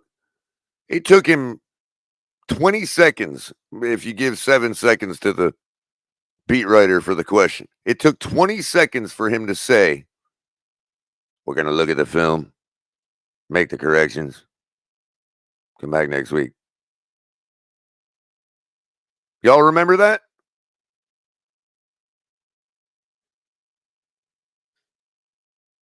You guys never remember what I'm talking about, right?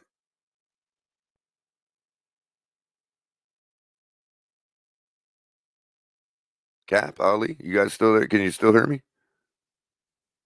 Yeah, I can hear you, Culler. Yeah. Are you remember that, right? Who said that, right? Who are you referencing? He's I know talking about Brian Flores. That's what Brian used to Oh. always say. Yeah. We're gonna watch the film, make the corrections. He just took 20 seconds to say the same thing. And we all made fun of Brian Flores for always saying that. Not only that, but he ends by saying, well, back to the kitchen. I smell something burning. Back to the drawing board. Yeah, but didn't you see Color all the headlines? Mike McDaniel is guaranteeing changes to come. And I heard one of the funniest fucking takes. I think it was Tony that said it. He goes, "Yeah, there's a guaranteed change coming. That motherfucker's gonna be changing his home address because his ass is getting fired." Yeah. And I think he finishes. I cut McDaniel off, I think, a little bit early. Color, I think real something quick. he says with going back to the drawing board alludes to what you're saying about the changes. Let me back it up just a smidge. Color, how are we doing on likes, man? We're trying to hit 100 likes every freaking episode. I see we've got over 200 people watching us across the internet. You got 94 likes, 112 okay. watching on YouTube. Actually, Well, not hopefully, pretty bad, not bad at all, guys. Yeah. Good Please hit job. the like button if you guys haven't, please. Thank you for the reminder, El Cap. And I will also remind you to hit the poll. We got a big turnout on the poll so far. Is that an 83, 183, or 163? I don't know, Culler. I can't see freaking it. But if blind. there's 160 or 180, that's how many likes we should have. I know that too. Damn, did Ronnie switch to a full-on fucking Vikings fan now? He might have. Damn. Motherfuckers be jumping So- ship. Ronnie, still stick around, brother. The question was, has the team quit on Mike McDaniel? 67% of our audience this morning has said yes. 15% have said no. And 18% agree with Ali. The coach has quit on the team. That means that what are we looking at? 85% of our audience thinks this is over. Yeah, but and I'm asking Stephen Ross and the people that disagree with me about being fired today or tomorrow or soon. I ask you, why is it that 85% of the people think this is done? Why are we wasting our time, and why would a billionaire waste his?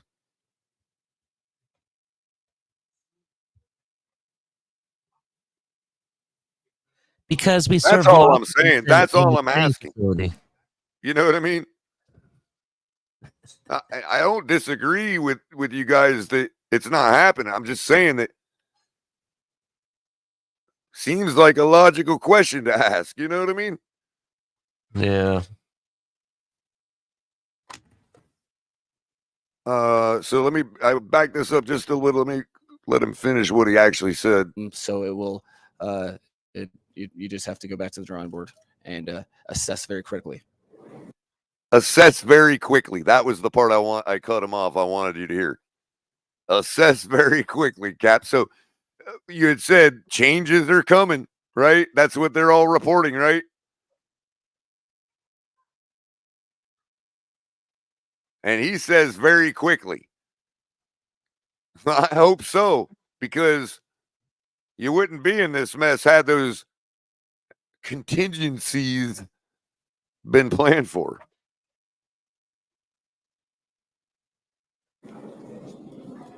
How would you assess Tyler Huntley's performance? I thought he did some good things. There's some stuff that as a competitor he wanted to have back, had a couple ops, there was a throw down the sidelines to Tyreek, there's just a couple ops that but overall I thought he did a good job. I didn't think that his teammates around him at times were doing what we needed them to do in a game like that. I thought he had a lot of his plate, and I thought he was a competitor all the way through. Like, do you need significant changes to your offense, do you think? Yeah, I mean, everything's on the table. You can't argue that the offense is good or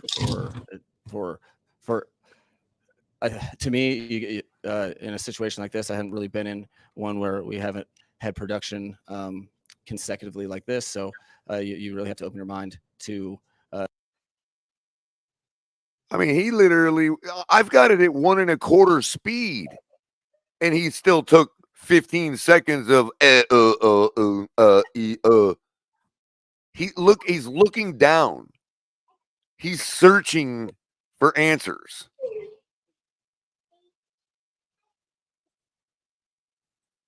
Really, all things. Like, was that Jalen's injury? I don't know much. I know he had a brace, but beyond that, I'm gonna have to find out more tomorrow.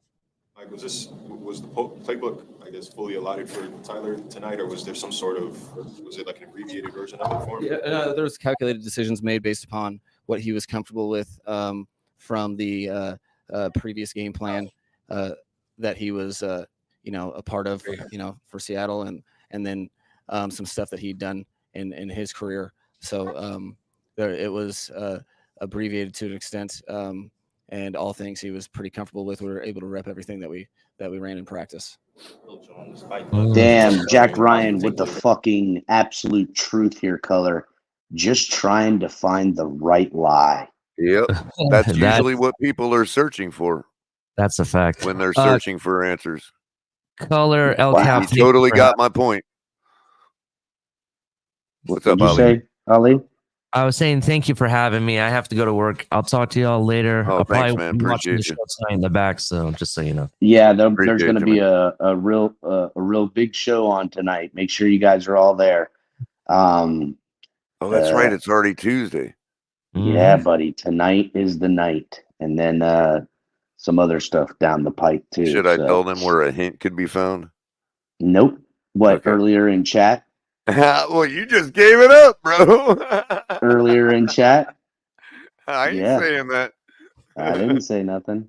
I would stick with what Cap said last night. It very well may be Chris Greer.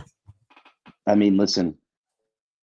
It's going to be as much of a fucking hit as it is Chris Greer on the channel. How about that? It's chunky too.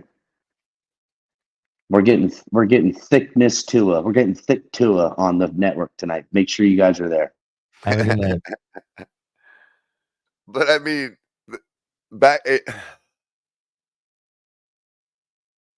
about Huntley, I think is what he was saying about Huntley. Like they ran some stuff in practice, and they were able to run everything they ran in practice, is what he said. Yeah, I bet. You know why? Because the practices that the Dolphins hold now are the most pussiest practices of all time. You know how I know that? Because 2/3 of the fucking guys don't practice at all. That's how I know. With all this veteran rest day bullshit. Mr. Finisher says Batman. Oh, bro. Maybe the real Batman. I don't know about that Batman. You have to pay us to come on. Yeah, no, it's not going to be Batman. I not that I have a problem with Batman. He is the homie, and maybe I will bring him on one of these days. No, but Batman has to pay to come on. I'm just kidding, Batman. Much love. I didn't. It is going to be an absolute banger. Wow, Yeah, dude! that Look, it is. right where you paused it, Culler. Just look at Mike McDaniel. I know bro. my pause game is on point with McDaniel today. Just look at that. fucking look at him, bro. Where are they at? Where's my offense at? That looks like a guy. That looks like a guy. Can I scribble a play on this podium right now? I'd love to. That looks I like got a guy. one in my mind. No, that looks like a guy who's sitting up on one of those family court fucking TV shows, and he's getting read the riot act by the judge as he's getting ready to lose the kids and the house. Mm-hmm. That's what it looks like. Amazing. That you can take away from today's game, leading up to division next week. Yeah, I thought the defense will probably have one play that they're not pumped about, but outside of that, I thought it was a step in the right direction. I think there was, some, and I thought Braxton had a chance to change the momentum of the game, and yeah, finally. Hey, Cap, could you? Well, no, he did. He did a good. He had a good return last week. Did you have too. to post this morning's StreamYard link into the group text? I think I did. I forgot Let me to do check. it again. I thought I did. Yeah, And I would have looks like thought it's for in there. sure we heard from Crypto or Lewis by now. So I thought at least Lewis was going to come up, but I think Lewis was in the spaces at the crack they're this all morning. they're all like Colors ghosting us again. No, I just forgot to put the dang link in the group text. Crypto was up late last night, and Lewis said he's got a lot of work I had to the do. show. Look, I had the show scheduled. Yeah, I had the show scheduled for 10 o'clock, Cap. Right. Mm-hmm. I wake up. I hear your phone call come in. Right. I'm like, all right, I gotta get up. I'm gonna call him right back. Dude, it was 9:50 when I woke up. right? I set the freaking immediately pushed the show to 10:30 and still didn't start it until 10:40. Yeah, you'll have that, man. That's the. So I totally That's the. forgot to send the put the link in the group text. I mean, Culler, you're on after a Monday night slaughter. I So know, bro. Anyone who's going to complain about the start time and what you did or didn't do needs to just shut up. Hopefully Mike McDaniel's not flying that plane that's flying by. Nah, he's looking for a long walk off a short pier. I honestly, here's the thing, right? Good old Florida statement right there, dude. Take a Yeah. long walk off a short pier. I don't dislike Mike McDaniel. What I dislike I don't was either. his. It's such a shame because you know how I felt from the beginning. Go ahead, man. I really like the guy. I think he does have some good scheme. I think he just made the critical error off jump, off the first season. In the first season, he didn't learn his lesson. He went hard in the paint for Tua, and I get it. That's why he got the job, right? But after Tua got concussed and got concussed again and again that first year, he should have started building his contingencies, but he fucking He didn't. didn't trust that Stephen He Ross would give him another chance, dude, with another I quarterback. get it. He hasn't I ever get wanted it. But to trust bro, that. but Color, I get that. I He's get had what you're like saying. 2 outs to shift, bro, and he won't do it. Color, I get it. Yes, he has, and I get it. This is why I figured he was smart enough. But the reality is, as smart as he is, he's a bigger pussy. That's the problem. As smart Well, as the he thing of is, it is, he's and a see, bigger this is bitch. why. Number one, because I'm so sick of the revolving door. Okay, but number two, this is why I thought that they should have just came in with the door with a huge long-term contract because I knew Color, that Flores this had a was all 5-year going to that happen. got What I'm fired trying in to third. say is they've been pumping Super Bowl right from the beginning because of the construction of the roster. While all along, we're sitting here giving this guy excuses because he's a first-year head coach, then he's a second-year head coach. Now he needs to learn and grow to learn how to adjust his system and change his system. Well, I would have been fine with all that, knowing that was gonna following along the process, quote unquote. Okay. And I would have a firm grasp on where we should be at right now, which is exactly where we're at.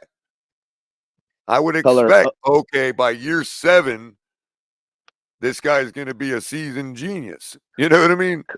Color, over or under 5 years when we see under. Brian Flores. Hold on. Over or under on 5 years when we see Brian Flores and or Mike McDaniel as head coaches on teams that are winning. If you're saying it's guaranteed to happen and I just got to choose how, over 5 years Over or or under under 5 years, Yep, over or under 5 then years. I would go under. But I don't think anything like that would ever happen. You know what I mean? So Well, infinitely the only reason, over. the only reason I think it's under for or over for one thing, Brian Flores' suit with the NFL's lawsuit, but I mean, look at Dan Campbell, bro. Yeah. Look at our interim head coach that's coaching the Bengals. That motherfucker went to the Super Bowl, bro. The entire offensive coaching staff is Miami Dolphins in the Bengals house. And you know what they're running? They're running that pro style system. Remember when Bill Lazor took over from Adam Gase, he immediately shifted to a pro style system. And it didn't put up the numbers that Adam Gase was getting, but it had stable football play. Right. God, and man. what was the only thing it needed? A quarterback. A quarterback. Yep. And guess what? And guess That's where Bill why- Lazor's at now? A place with a quarterback. But look, you know what he's got? He's got a backup Cincinnati for and the then a fans third that stringer. didn't know. He's got a third string quarterback that can run the system. Who would have thunk it, Color? Who would have thunk that you would have a backup and a Bill third string Lazor's guy the that one that got us to the playoffs, is he not? Or was that Henning? I don't fucking know. I don't think that was who knows, Color. It's all a fucking blur Well, of it was shit. if you Gase, ask but I me. think Bill Lazor was under Gase. The I OC. thought. He was. He was the OC. and he was like 32 years old or some shit. Yeah, He was a he's the one fucking that baby. got us to the playoffs with Tannehill. You know who's their DC guy over there too? Lou Amarillo, the fucking DB's coach that we had over here as the interim fucking DC. And Zach Taylor, their head coach, was actually on Philbin's staff here. That's right. It's Zach Taylor, not Bill Lazor that I was thinking. I got it backwards. It's Zach Right, Taylor. but Bill Lazor's their OC. Yes, it is. Again, they're most of their defensive staff and almost all of their fucking offensive coaching staff are all Joe Philbin tree Miami Dolphin guys. Yep. Huh. And you know what they're doing? They're playing Adam football. Gase. They're playing AFC North style football, which is the fucking style of football I've been wishing and dying And what's the praying common Dolphins would denominator play. besides them all having been here? They all couldn't handle it here. Yeah, because of what the priority is. Right. The So priority what's is the here. common denominator of people not being able to handle it here? The owner. Ultimately. I mean, first door is Greer's office, but and then Garfinkel's office. But then ultimately, Well, Ross Garfinkel- talks about all these people that can't collaborate with the team and all that, blah, blah, blah. No, it seems like what they your can't do guys, is they Ross, can't- are the ones that can't collaborate with everybody. It's Ross that can't collaborate, Culler. Exactly. It's not guys, because we've I mean, changed.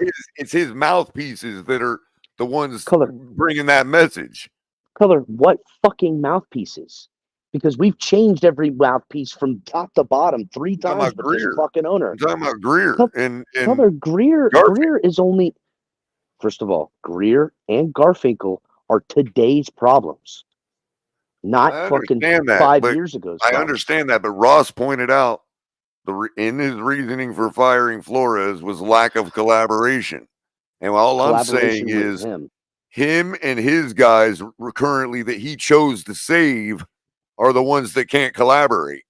I got that, Culler. In that instance, you're correct.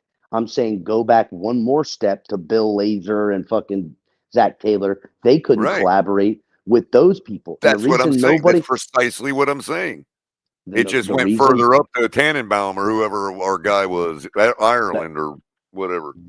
And the reason there's no collaboration from the top to the bottom is because whenever someone can't collaborate, it's because they're trying to build a real football team and not what the owner's dreaming up what football should look like.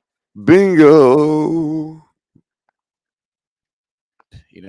And ultimately, right now, that's why Mike McDaniel won't lose his job yet, because he plays ball the way the owner wants it played.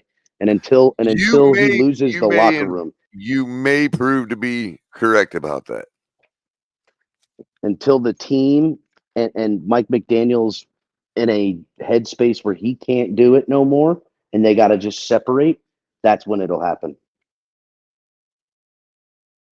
You may be correct about that.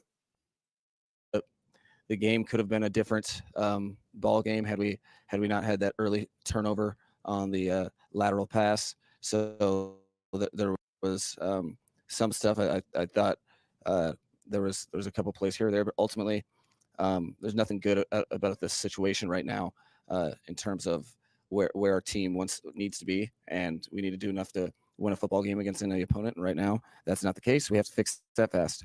Been very open that you're huge on player empowerment, that you put the lock. First shot taken. Did you catch it? We got to change it fast. That means people are on. What? Nope. What do you say?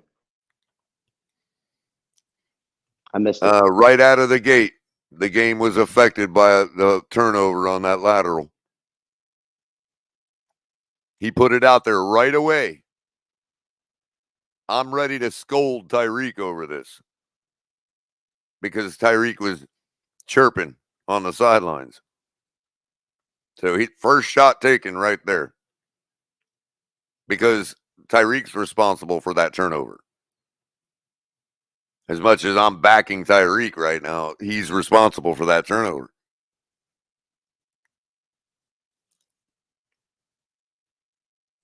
Locker room, run the locker room. Do you think you might need to have more of an assertive role then? Yeah, I think we have to assess everything. But I I hesitate to, to overcook before I watch the film and kind of marinate on this whole situation. But there will be. He said it again. I'm going to watch the film, make the corrections. Things that will change. It's kind of hard to say exactly what those things are, but we're definitely in need of it. Regardless of the changing quarterbacks, how do you explain an offense that has a Tyreek Hill, Jalen Waddle, Devon Achane, and so on, just being unable to move the ball? Yeah, I think that there's a story within the tape and all the things that we're trying to do. They didn't really do anything that surprised us. We felt like we could get those guys the ball in premium situations. We weren't able to. So, I don't think that's not up to my standard at all. So, I know for a fact that I play a part in the whole thing, but it's a collective issue for sure, and we have to figure out how to score points, and those guys can help us do that for sure. How do you guys address? Did you hear what he just said? He just said, he danced around it and then found some way to spit out. I know that I play some part in that, some role in that. Like he's trying to figure out what part he's responsible for. Well, which again, I guess is a good thing, but it's like, what are his motives? You know what I mean? Everybody now has got to tread lightly, because the old man Ross that doesn't like what he's seeing because he's hearing boos, somebody could get fired. Wow. That's amazing, man. Now, after I watched this last night, that's what brought me up to 65%. Now, the time is obviously bleeding away, that percentage, but you can understand where I was coming from. You know what I mean? Like, this is a complete joke. The formation, legal shifts, procedural stuff that's been plaguing you for the past couple of weeks?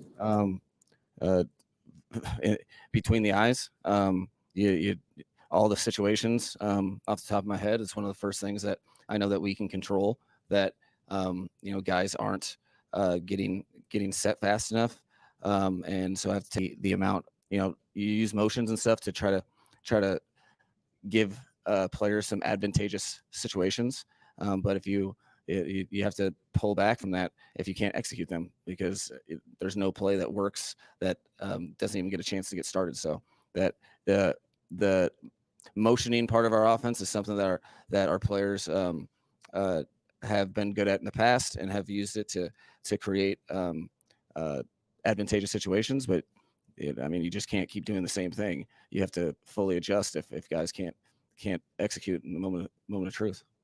How concerned are you? No shit. Again, like anything but just regular football and trying to beat the man in front of you. And if you hear him, he's basically saying, I haven't got the slightest clue. They used to be able to get this done. Now they don't. I don't know why. And that's what I was saying earlier, Cap, is that he's drawing these plays up as if he's got everybody's in God mode. Like they're all going to, everything is going to be perfect on every play. So I know I can make this arrow longer on my play sheet for this particular receiver, whatever it is on the X's and O's. He's like drawing up stuff that is like inhuman to run. Especially since turns out half the stuff is against the rules. That 4 weeks in, and he has nothing else. His playbook dwindles down to 4 or 5 things if he can't do all that. And if there's some part of it that makes it go because of Tua, same thing. It falls apart. That's a terrible system. It's apart from Tua's mediocrity. It's a terrible system. Been going on, it seems like weekly the same issues, that it could cause a problem moving forward to snowball into more. What do you have to do to make sure those guys keep positive and try to move forward? Well, I think, you know, we're really tested as individuals. We're tested about a lot of things that we've said that we are individually and collectively as a group. It's very, very, very challenging to have a situation like this. I don't foresee this locker room quitting. I don't see it as their nature. However, you have to give guys reasons to go above and beyond. I think. Well, you have to turn around on the sideline and engage with them to know that they're quitting on you, Mike. I didn't, you know what? I noticed El Cap last night, and you can correct me if you saw it on the TV or if anybody else did it that was there or on the TV, whatever. I didn't see him engage with Tyler Huntley practically the whole night.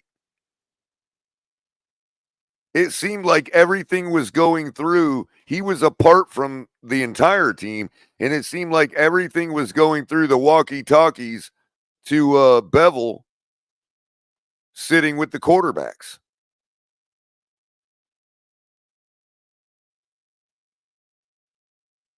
No, he was in Adam Gase mode, which when have we ever seen Mike McDaniel not talking directly to Tua? Not running up to them when they get off the field, running right up to them. When the defense is on the field. Gassing up the defense, screaming on the sidelines, juicing up the boys.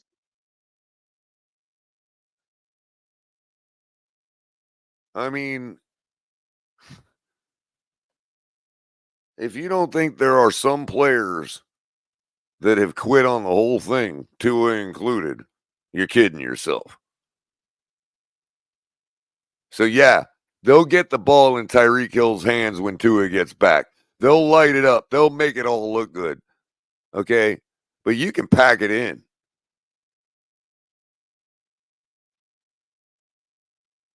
I just don't. I see this as a complete waste of time the rest of the season.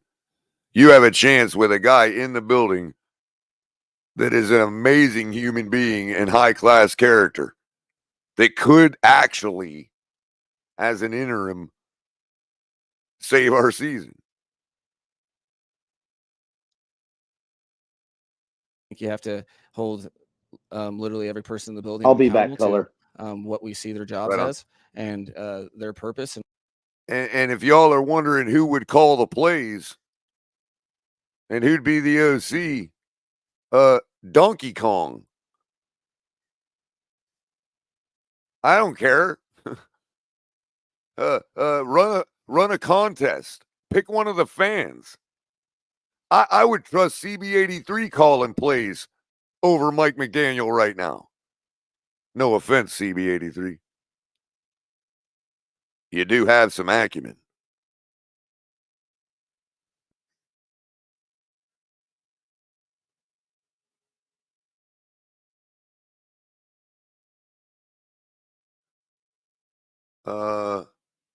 Is that Shitave says Bevel has called plays before. Okay. Yeah, probably. Yeah, I think you're right. Play caller in Seattle. Okay. Oh, that's right. That's right. He's a make the quarterback look good kind of guy too. Instead of just giving the ball to the running back to get the game Super Bowl winning touchdown. That's right. He's technically the one that called that pass play.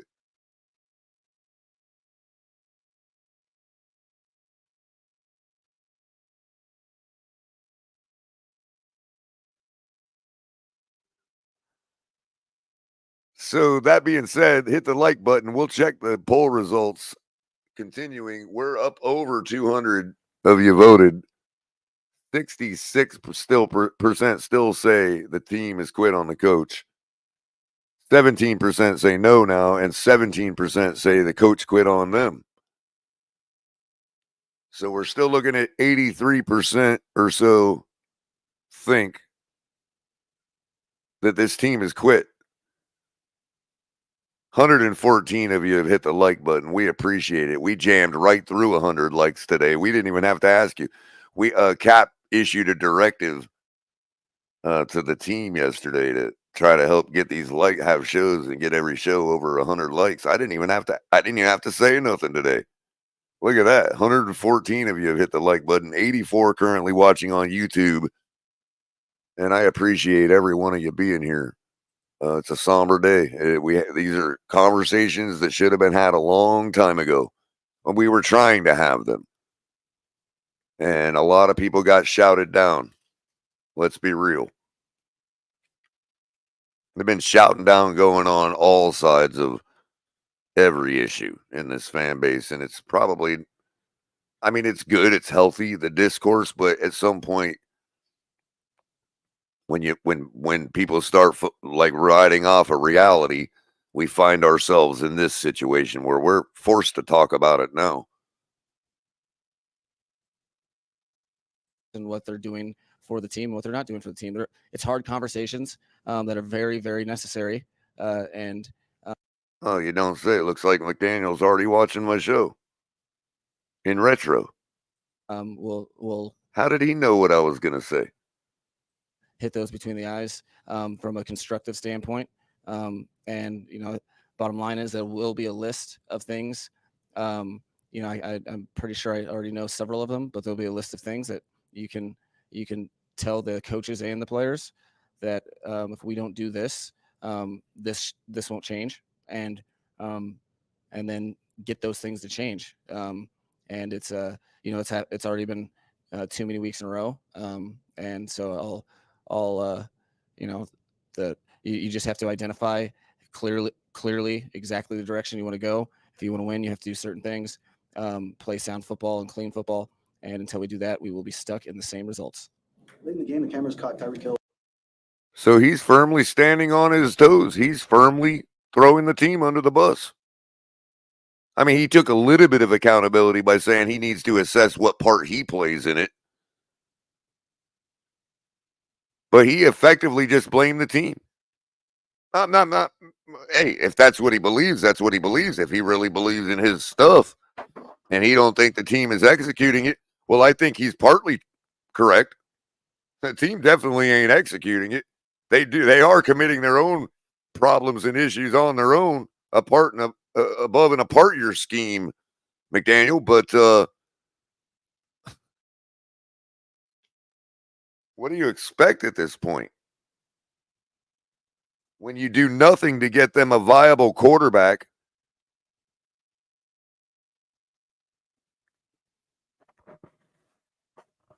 you led them, Mike McDaniel, you led them to put all of y'all's eggs into his basket,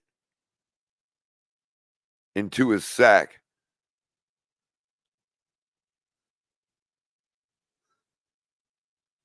You led the team to do that. Even if there was some that were not convinced, even if there's some that in the back of their mind don't believe in Tua, you led them to put all their eggs in his basket.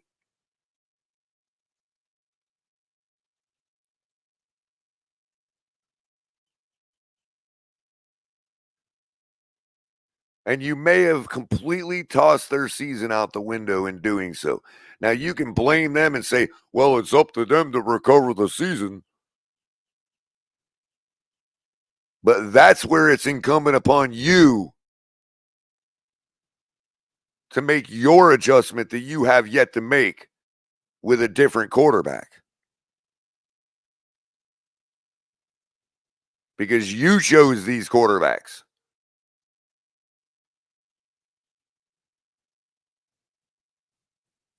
We can go down the list of all the quarterbacks that were available this offseason. These are the quarterbacks he chose. And I don't think the team is into giving up half their season anymore just because Tua is injured. They don't want to make it hard. Let's say we're 1-5. Tua comes back. We win.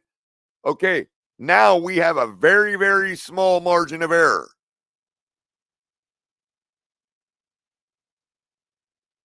The team don't want to play under that. They know that when we're playing under a small margin of error and the pressure's up, we lose. They know that. That's why we're one and done. That's why we collapse all the time. They can see the forest from the trees, McDaniel. They see what's coming. Listen to Javon Holland. Listen to the tone of his voice. Maybe that'll get them to play. Maybe that'll get better results because they got a fire under their own ass.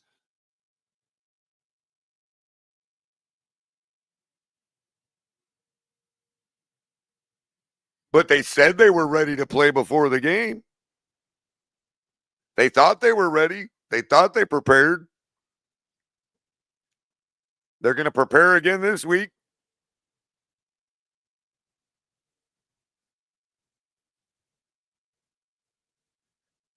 They're following your lead in that preparation.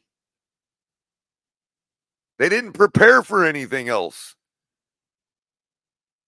when it went south last night.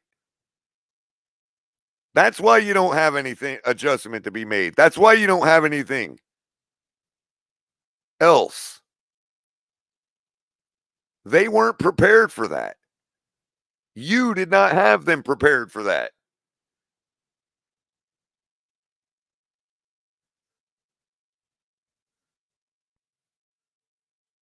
Until you just started max protect at the end of the game and let them just run around and play.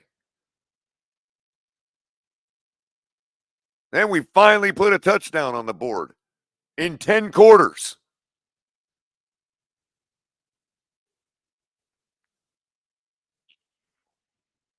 Then we started running 5-yard slants across the middle. Then we started hitting guys across the middle and moving the ball. Culler, you said something there about they're following his lead. I was listening. I had to get this stove pushed back. It was driving me nuts. And whatever, work shit. You said something perfect. They're following his lead. And this is the problem this is my ideological problem I had with Mike McDaniel being brought in here for Tua as a head coach.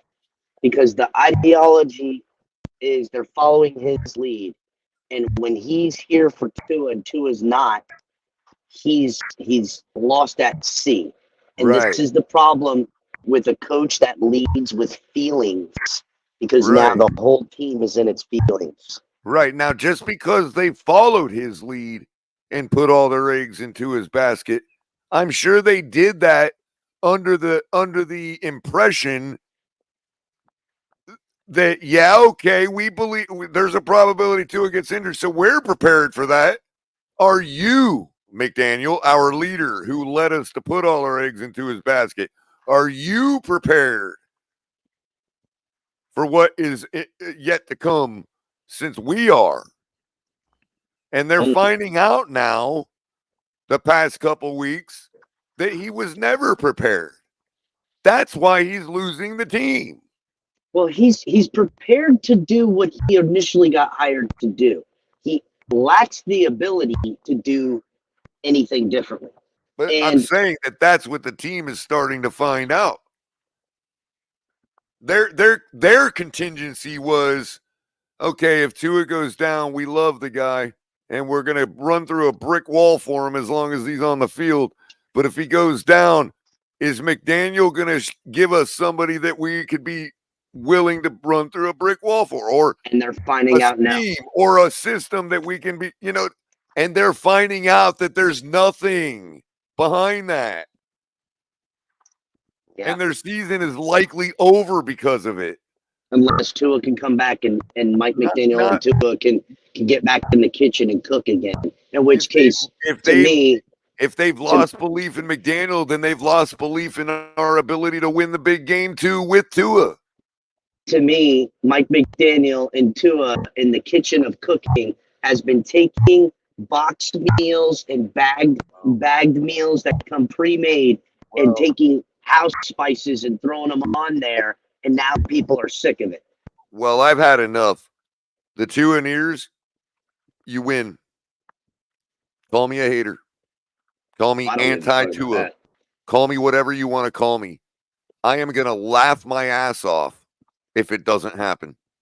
If Tua comes back and throws 3 picks against Arizona, I am going to laugh my ass off. I'm done playing nice. I'm done playing you can't really be that way. Everybody can fan in their own way. No, I'm done with that. Yep. I am going to laugh my ass off because guess what? Unlike you all, not you all as fans, but you all 2 in ears, unlike a lot of you, I paid this year to be able to laugh my ass off when that happens. Yeah, these idiots don't even fucking pay for NFL ticket, much less tickets to the game. So, what's up, Crypto? Look what the cat dragged. What's up, Crypto?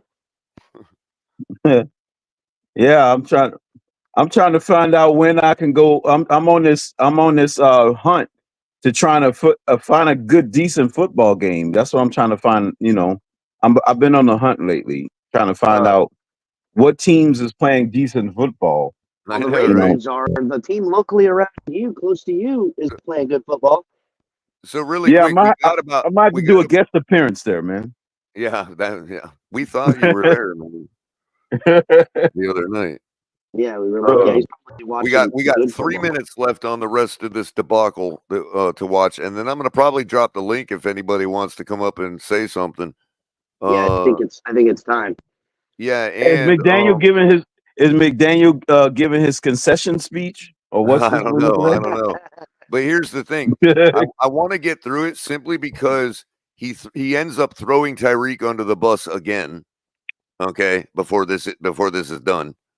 Okay, and I took some screenshots because one of the things I noticed was, and maybe they do it all the time or not, they do it selectively, but they had the live chat going last night on the live show on YouTube for this. And that must have been one ugly chat.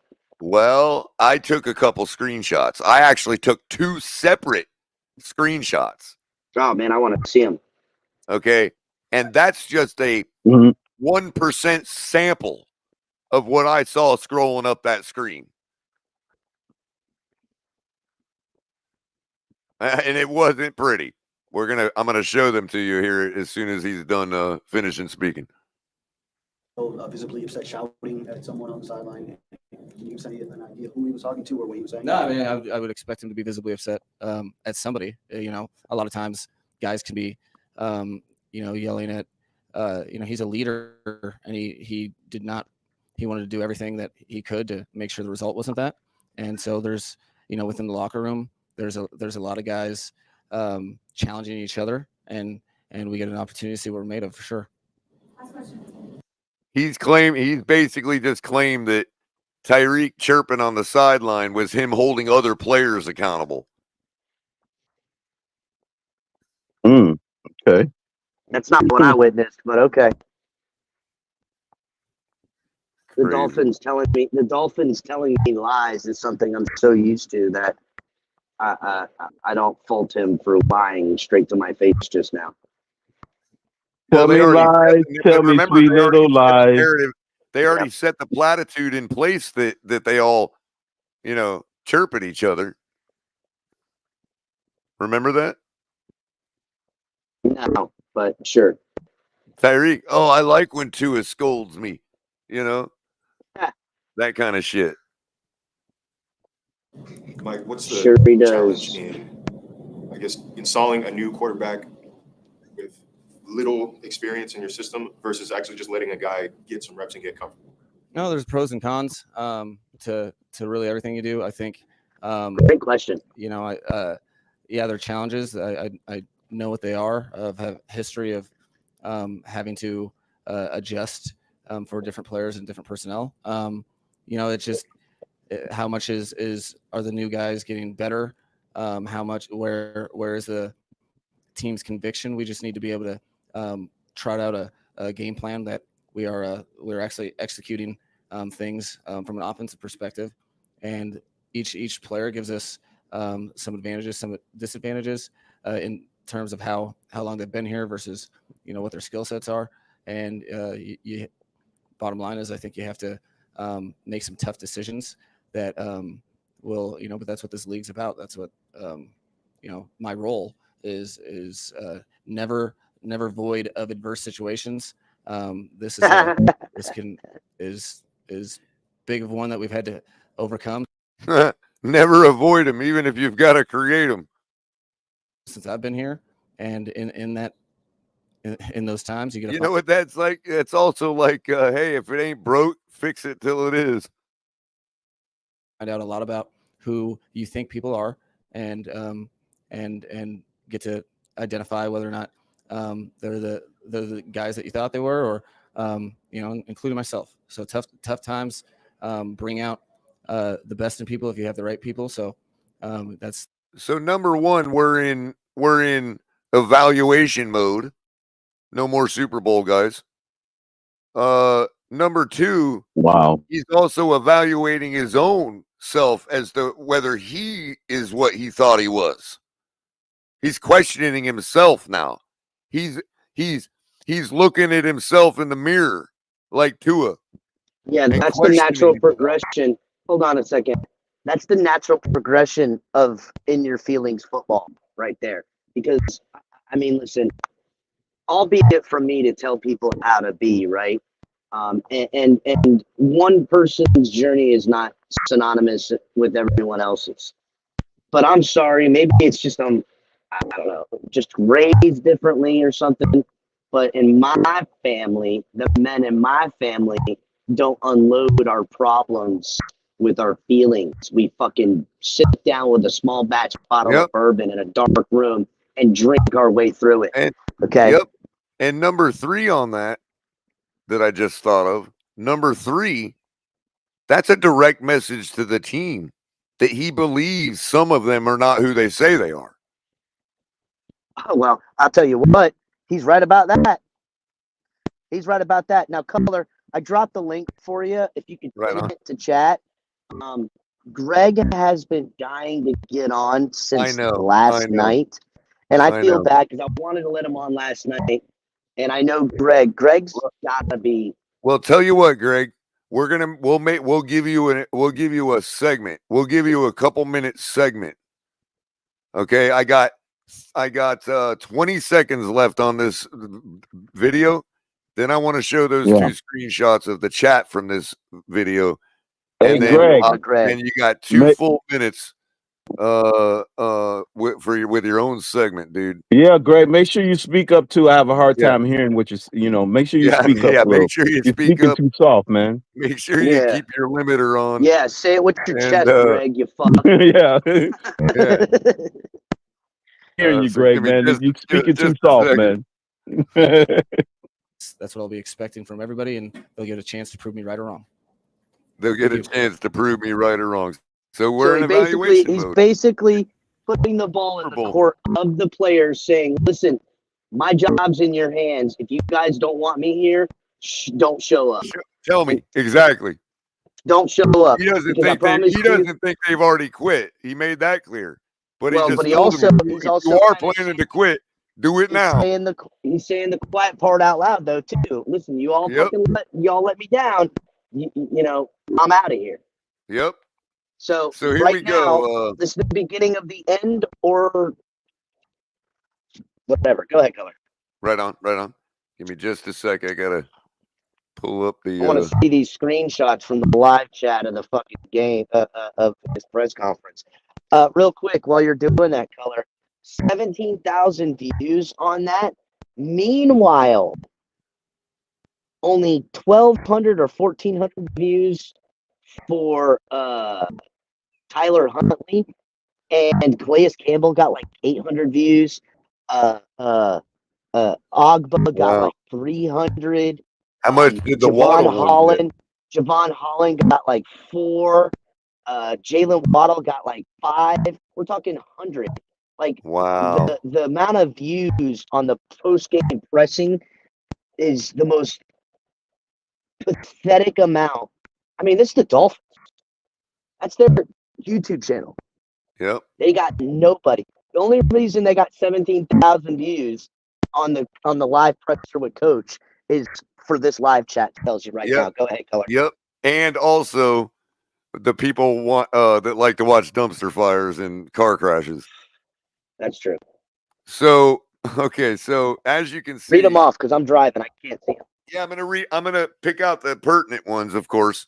Now, there's very few, if any, that I can see that are positive. Some of them are pointing to Greer. Some of them to Greer and McDaniel. But I'm pretty much going to blaze through a couple of the ones that are making the point I'm trying to make. This went on. This was consistently the chat the whole time I was watching. Like, there wasn't much else. And these are some of the key words that I saw repeatedly. McFraud. Fire this guy, please. Glad they dropped another TD on your head at the end, Coach. You guys are a joke. This team is ridiculous, unprepared. Fired. So this is while he's speaking. They're shouting fired. Are we really stuck with this clown? I can't believe the season is already over.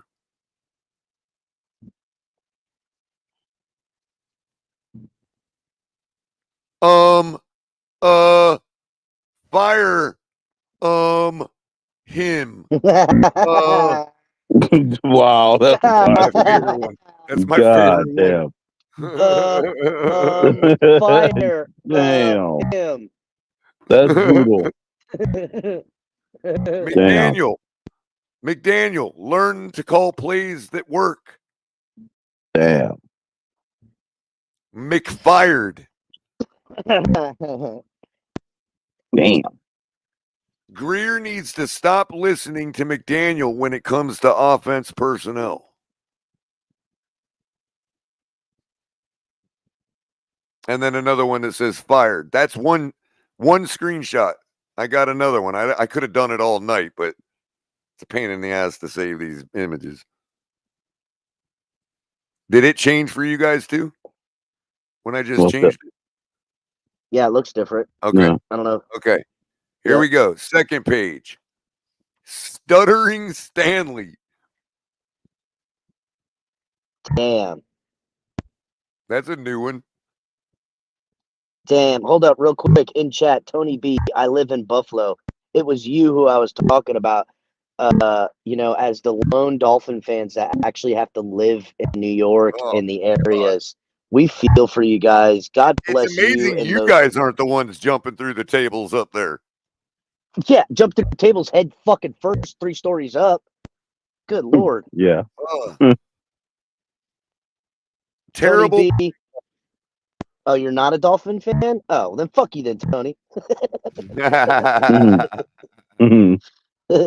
Just fucking with you, bud. No, he's just a fan of good football.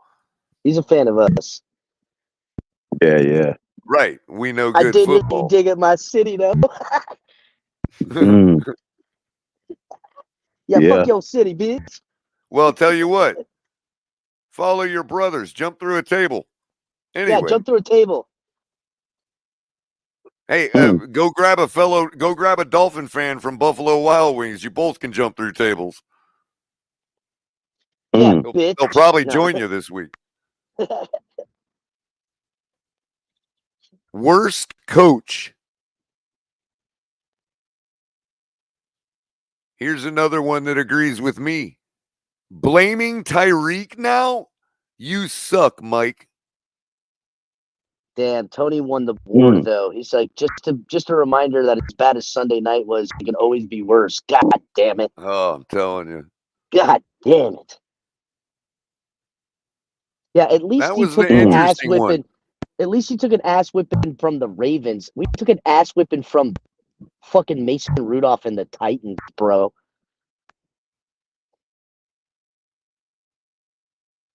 That's brutal.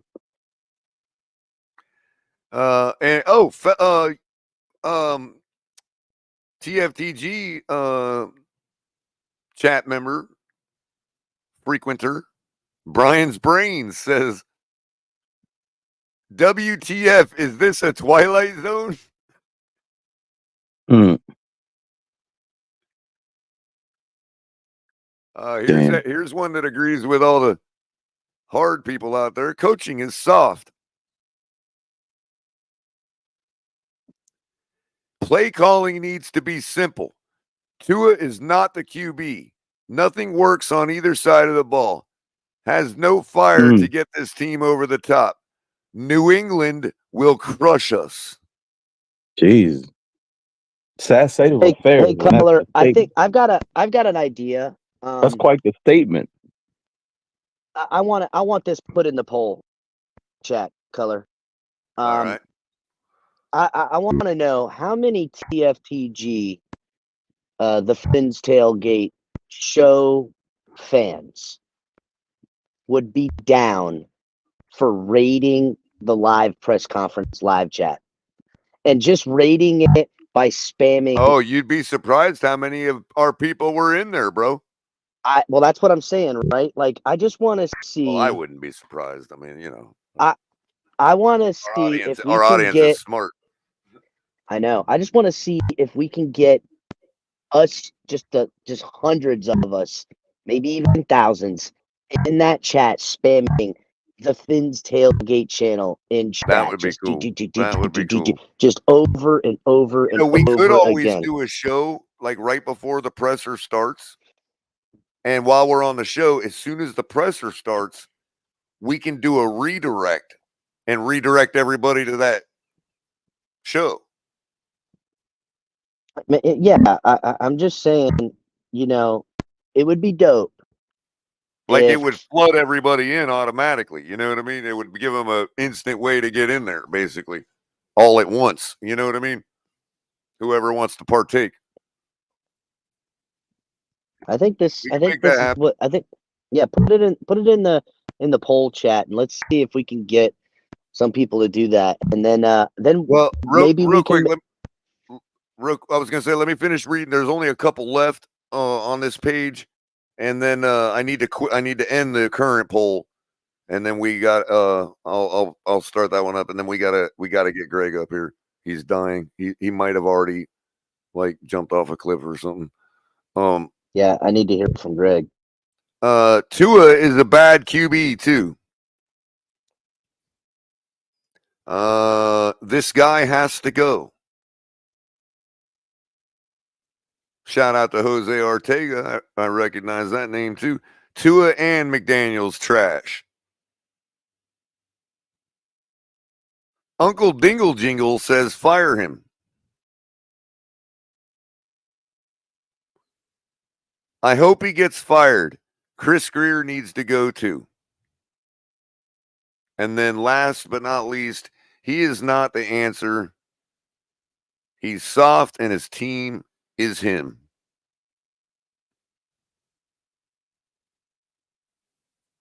And as you can see, there's no spaces between all that stuff. This was constant all the way up and down the stream, the entire press conference. Mm-hmm. It's not like we're talking about, oh, just TFTG people and TD people and people. These are people that only go to Miami Dolphins YouTube for their Miami Dolphins content. These are the fans. These are the actual fans. These are the people that left that stadium last night, went home, and fired up that press conference and chatted. That's who you were just looking at. These are fans who have the in that notification stadium last bell. night. These are fans who have the notification bell turned on for the Dolphins YouTube channel. I've never seen those names on anybody's channel. Ours, TD's, I've never seen none of those names except a couple, here and there. Those are all stadium fans. I'd venture to say 85% of them are people that were actually at the game last night. I would venture to say it's time to get Greg on here. Oh, Jesus. Get ready, everybody. Turn your volume down. Greg, turn your limiter on. Oh, Greg. Good afternoon, ladies and gentlemen. What's going on, how man? we doing on this Therapy Tuesday? This team is a fucking joke. This team sucks. And, I feel bad for Culler because he purchased season tickets. And if I was a season ticket holder, I wouldn't want this team to tank. But it's time to blow this shit up. Tyreek acting like a diva on the sidelines to Mike McGee. Mike McGee doesn't know what he's doing.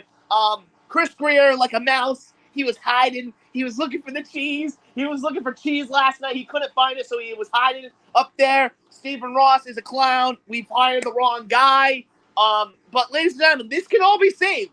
We can save the season. You know how we can save the season? We're playing the Patriots this week, okay? And let me tell you something. The airport they come in, okay? The airport they come in is 15 minutes away from my house, okay? It's 15 minutes away from my house. And clip this and send this to Mike McGee. The only way we can save the season right now, I'll tell you, I have an open invitation. Everyone in the Miami Dolphins coaching staff, the players are all welcome to come to my house. It's beautiful weather still. The grill's still open up here. I'll go out. I'll buy some steaks. I'll go get some mashed potato. We can have mashed potatoes, green beans. My mom makes a great green bean casserole. You guys can come watch me play Madden, and I'll show you how to coach this team because Mike McGee is a fraud. This team sucks. We should tank, but the only way we save it is if they come to my house. It's an open invitation. Not a penny. We can have a sleepover. You don't need to go to the hotel. Open invitation. We can save the season if you come to my house. I mean, we don't tank. I love my mom Whoa. makes a mean green bean Invitation. casserole. That shit is hilarious. Mean casserole. Mean ass That's it. green That's bean the key. casserole. That's the keys. That's the key right there, man. Ugh. Man, Greg, I didn't know that was a great key to saving the season, man. Green bean casserole from Mom's. I'm telling you. I am a better coach playing Madden than Mike McDaniel playing NFL football. I have better clock management skills in this league. I don't run bubble screens every 5 plays. Well, and the 4-1, the defense is actually playing really good last night. He runs a jet sweep. Why don't we run up the middle? Oh, that's right. I'm sorry, Christopher. Don't come at me. I'm more worried about the O-line than you are. I'm sorry, Christopher. Mm. You just hide in the corner. You hide like a mouse. Just hide. We fired the wrong guy, and Stephen Ross should be ashamed of himself. It's time for him to sell the team. Sell it to me. I'll buy it for a penny. Because that's all it's worth. Well, welcome to the stage, Lance. What's happening, Lance? Burn it down! Yeah, that's kind of what I was hoping. The All right. theme song for Lance, Seth Rollins. you need to buy a limiter. That was so depressing. The only thing I got right was the quarterback running it in. I tweeted Me those too. poll results. I ended the poll and tweeted the poll results out with a link to the show. So people, you may get more people coming in to talk about it. Has the team quit on the coach? 66% said yes, 16% said no, and 16% said the coach quit on the team. 216 of you voted, and I appreciate you doing that. Hit the like button. We're doing really good on likes today. We're at 121 with 91 of you watching on YouTube. And 218 of you total across Twitch and Twitter and YouTube. Appreciate all of you. If you come over and hit the like button, we would certainly appreciate it. Subscribe to the channel and hit the notification bell, and you will get this great content whenever it becomes available. It's not that hard. I mean, it's the first thing I do when I. So, You know. how do you want me to write this I question? Pat? agreed. You know, first thing I do when I click on the show, it's even before it starts or if I'm late, it's the like button I hit first. It's easy. It's crazy to me. We'll do a poll and we'll get 300 votes, but we'll have 80 likes. Doesn't make any sense. Right. How do I want it? Color the question.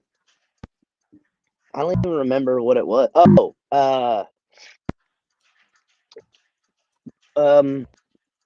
TFTG family. Will you partake in rating Miami Dolphins live pressers? Yes or no? Yes, I will. No, that's stupid. Or We're gonna find. I always put a third one because it weeds out the people that feel like they want to joke. So it's gonna be. Here's the question I wrote. Would you join a YouTube raid of the Dolphins presser on YouTube? Yes. No. yes. Or But I want the raid to be specific, Color. I want it to be, us going into chat, spamming the chat, just saying the Fins Tailgate channel or the Fins Tailgate YouTube. I mean, I don't think we can call for spamming people, dude. We absolutely can. We absolutely can. All we're doing, we're not asking fucking spam to do it. We're asking real people to go in and rep our channel in fucking the YouTube, in Dolphins YouTube, so they can go and see real Dolphins fucking content and not this shit I gotta watch on Monday Night Football.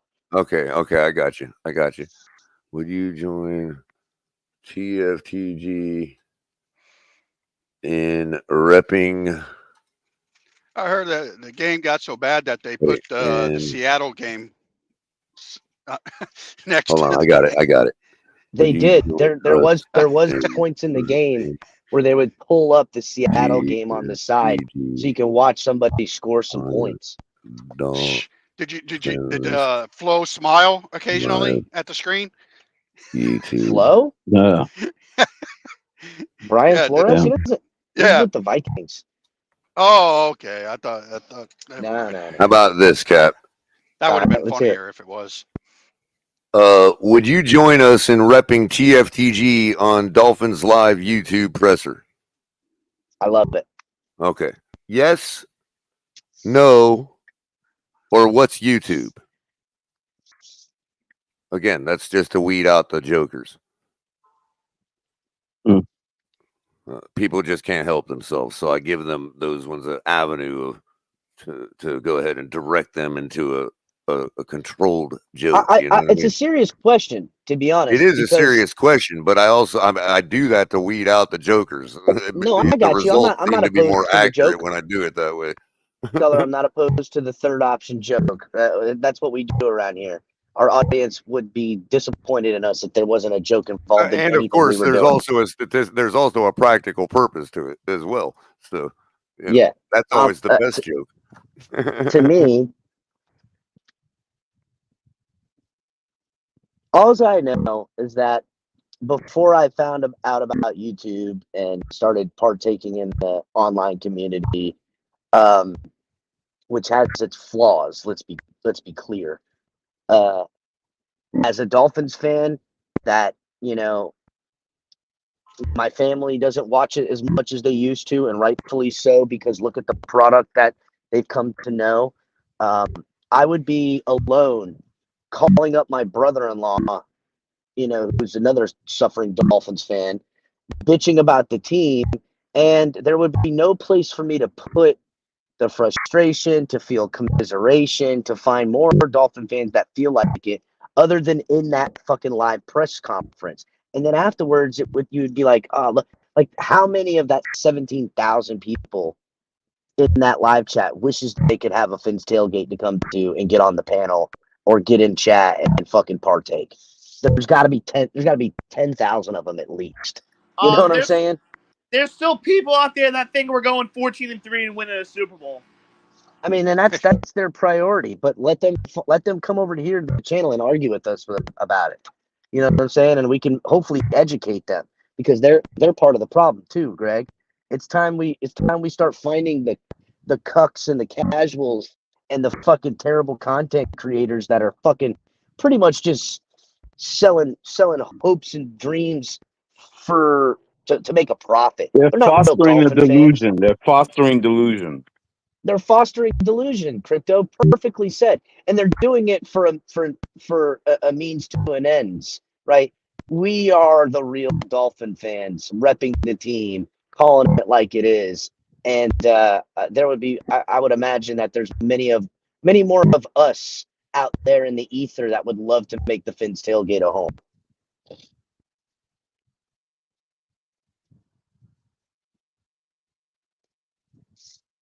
That's what I think.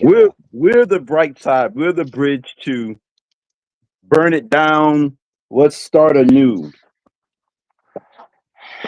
Don't worry. Once Christopher gets fired, I'll be submitting my application. Really quick, shout out to Level 2 Noob. Cap, it didn't take long.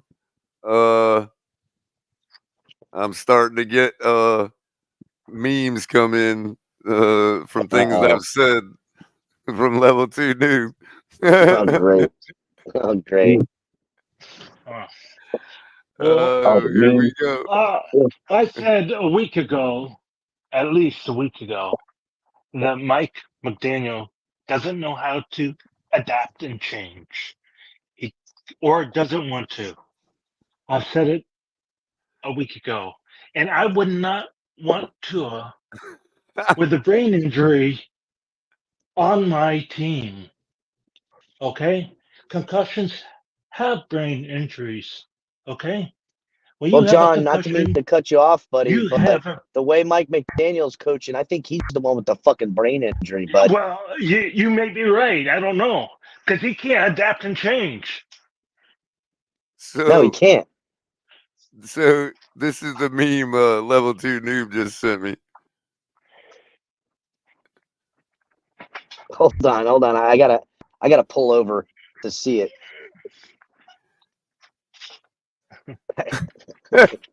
I love this suit. I can't see love it, the dude. black tie suit. It's so great. Oh, is that Tua on his tricycle? On a tricycle.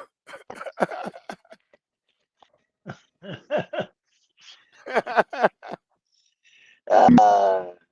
a black funny, tie dude. suit. That's fucking funny. Oh my god! He originally had it in front of the Arizona stadium, so he had to redo it. That's fucking funny. He tagged you in it too, Greg. Yeah, I was the one that said the Cardinals game's a home game. Oh right. Oh, that's fucking funny. Wow. Well, I mean, it's just NFL rumors. You know, the Twitter account for NFL rumors. Yeah, I heard Tyreek is going to be Bro, I traded just said it last night, man. Tyreek traded to Kansas City. Where do you think they got the rumor from, Culler? They heard you say it. They do this all the time. It's only, you know what I've noticed? Me and the guys that I've surrounded the program with and the fans that encapsulate it, all of the fucking football takes and all of the ether come from us. It's us. Yep. Could you We're writing imagine all if of it. we did trade Tyreek back? We gave him all those picks to get all those players, and then they get Tyreek back. I mean, we would be losing the trade. I think that would be calling for I mean, if we're gonna do that's gotta the be fire collusion sale or thing, something, right? if we're gonna do the fire sale thing, that is the most logical first move that would happen, bro. Especially since they're in need. One could almost say it's collusion. Did they trade Tyreek? Is that what you're saying? They traded Tyreek to us. Oh. But I speculated last night that given that Rashee Rice is out for the season, likely, that they are now desperate for a high caliber wide receiver. Oh. And if we're going to go through a fire sale already, they can't do that, bro. They're move. not going to get rid of him. They gotta make sure to have him here for when Tua comes back. Fair enough. So then I'm not saying all the dumbass fans and dumbass content creators that are going to be screaming, I told you guys, I told you that Tua's him, and that's why we're doing good because he's back and now we're winning. And it's all going to be a facade. Okay, Cap, I agree with you. I don't think that's going to ever happen. I'm simply saying that if it does, I'm not going to sit here and accept 5,000 content creators taking credit for that take. Oh, yeah, no, definitely. Well, Color, they're going to steal it anyhow. This makes the most sense. Well, that's why I'm going hard in the paint over it. It's going to be some fucking pimple-faced fat nerd on there. That's why I'm going hard in the paint about it. Doesn't That's matter, why I'm Color. going hard in the paint about it, so everybody remembers Color saying it. You know what I mean? Mm-hmm. Yep. That's why I go hard in the paint with any of my takes, because people are stealing them all over the place. Florio, the main culprit. Allegedly. Yeah, Florio's the fucking main one. You know, it's like every day I see a new person or another person saying something we've already said 1,000 times and got made fun of for saying. Yeah. I don't know, man. Numbers from last night. Oh God, is there actually numbers? Yeah, I wasn't sure if there was gonna be. Tyler Huntley, you could argue, actually outperformed Mason Rudolph a smidge. Well, Mason Rudolph didn't play a full game. Just remember that. You know, well, that's true. How many yards did Huntley have? He probably had what, 40 or 50? He had 40 on the ground. Yeah. And a touchdown, 8 carries. And he also he was 14 for 22 in the air for 96 yards. Good no interceptions, no touchdowns. The team, however, was 14 for 22 for 78 yards, which means that our receivers were going backwards. Yep. There's a 96 to 78 yard differential between the quarterback's stats and the team. The team was going east and west, and Huntley No, was the going team was north and going south. backwards, John. That's what I'm trying to say. We weren't even going east and west. We were going south. Yeah. 60 minus 8 is 8. 18 yards. Who? We had 18 yards lost in the pass game last night, Cap, because Tyler Huntley had 96 yards passing, but the team only had 78. Oh. Which means there's a 16-yard differential. That means we went backwards 16 yards in our passing game last night. Yeah, that doesn't surprise me. I'm surprised it was only that little. I think the sacks count against your yardage, team yardage. Yeah. No, it was a lot of these screen passes that get tackled No, by he's the line right. of scrimmage. He's right. No, he's right. No, he's right because we were sacked twice for 18 yards. Yeah. Your sacks go against team yardage. Paul, I heard, did pretty good. It's the rest of the offensive line that didn't do great. Mason Rudolph, 9 for 17, 85 yards. No touchdowns, no interceptions. Will Levis, 3 for 4 for 25 yards in a short appearance, 1 interception. As I said, Tyler Huntley, 8 carries for 40 yards and a touchdown, had more than our lead back, Jalen Wright, 9 carries for 32 yards and a long of 20. Tyreek Hill was handed the ball off 3 times for 19 yards. And we did the play that Kansas City usually do on 4th and 1 with him, but we failed on that one. And Devon Achane had 10 carries for 15 yards. Jalen Waddle, the star of the night, 4 receptions for 36 yards, 0 touchdowns, 6 targets. Outstanding performance. Oh, so he got his 25 yards in one of the halves. How nice.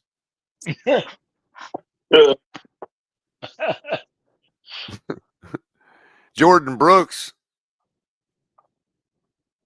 13 total sacks, number one last night, 9 solo, 1 sack, and 2 tackles for loss. Jordan Brooks was a beast last night. Jeez. Anthony Walker Jr., 9 total, 3 solo, and a couple other notables. Everybody, the whole numbers, defense man. got involved. There's a whole long No, list of people that got a couple sacks. I mean, a I'm couple just sacks. trying to figure out who's going to be the next team to stop our offensive juggernaut. Patriots. The Patriots, probably. The bright side of the night. The bright side of the night. Jason Sanders 2 for 2, along of 56 yards. Oh. Oh yeah. I thought They it was hit the 57. back of the net. Yeah. Actually, that would have gone a lot longer too. Oh yeah. Oh yeah. He had room to spare. Oh yeah. Tail of the tape for the team, 13 first downs to Tennessee's 16. 4 of those passing, 6 of them rushing. 3 first downs from penalties. Third down efficiency, 2 for 12. Same for Tennessee. Fourth down efficiency, 1 for 3. Tennessee was 1 for 1. Total plays, 54 for Miami, 62 for Tennessee. Total yards, 184 for Miami, 244 for Tennessee. Both teams had 13 drives. Miami, 3.4 yards per play. Tennessee, 3.9. 78 yards passing for Miami, 102 yards passing for Tennessee. 106 total rushing for Miami, 142 for Tennessee. Miami penalized again 10 times for 98 yards. Tennessee 8 times for 69 yards. Tennessee was in the red zone 3 times, converted twice. And the Dolphins, surprisingly, 1 trip to the end zone, 1 conversion. Time of possession, 25 minutes and 8 seconds for the Dolphins. 34 minutes, 52 seconds for the Titans. Both teams had a turnover, a fumble for Miami, and an interception for the Tennessee Titans. And that would leave you with a score of 31-12, Tennessee, Miami getting embarrassed at home once again. Hit the like button, everybody. We are officially the worst team. Oh, dear. Man, I thought the panel would be a lot crazier than it is. Nobody wants to say anything. I thought so too. I guess I covered it all. Yeah. I hate it when it's prediction time coming around. I was predicting this to be our first loss of the season. It turned out to be the worst loss of the season. They're all sitting on YouTube yelling at each other where nobody said it. Yeah. Oh man. It is what it is. That's okay though, because I don't have the energy for We it. got So betting. we're gonna let it ride a little longer. We're at the 3.5 hour mark, so Betting I got things to do this afternoon. Betting odds on Stephen Ross's press conference cleaning house. I wonder when they're going to go up. Well, we have yet to hear from Mike McDaniel in his normal next day after a game press conference. Right. I would So expect maybe one that's today, but it's not scheduled on YouTube yet. maybe they're setting the stage. They got to get the props up. Maybe he's getting Let's his pink slip. I'm checking their YouTube page right now to see if anything's scheduled. Can he be added on anybody's fantasy? Or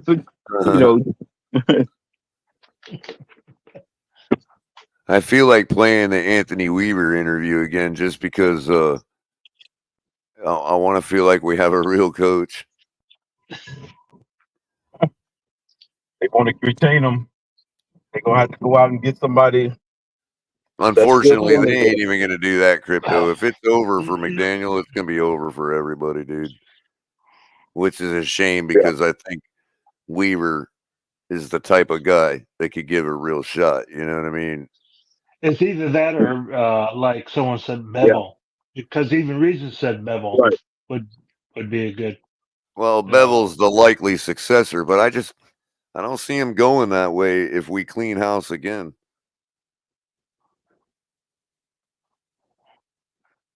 I don't know. I mean, I guess if you think Greer's safe, then that's a logical take.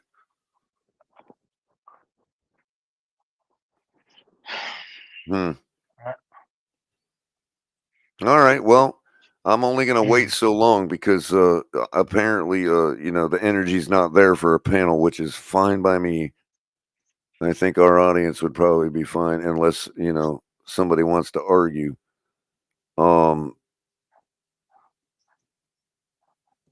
The Dolphins put everybody to sleep. Yeah, pretty much. Because it's all been said. It's all been done. Or they're drowning in their sorrows. Yeah.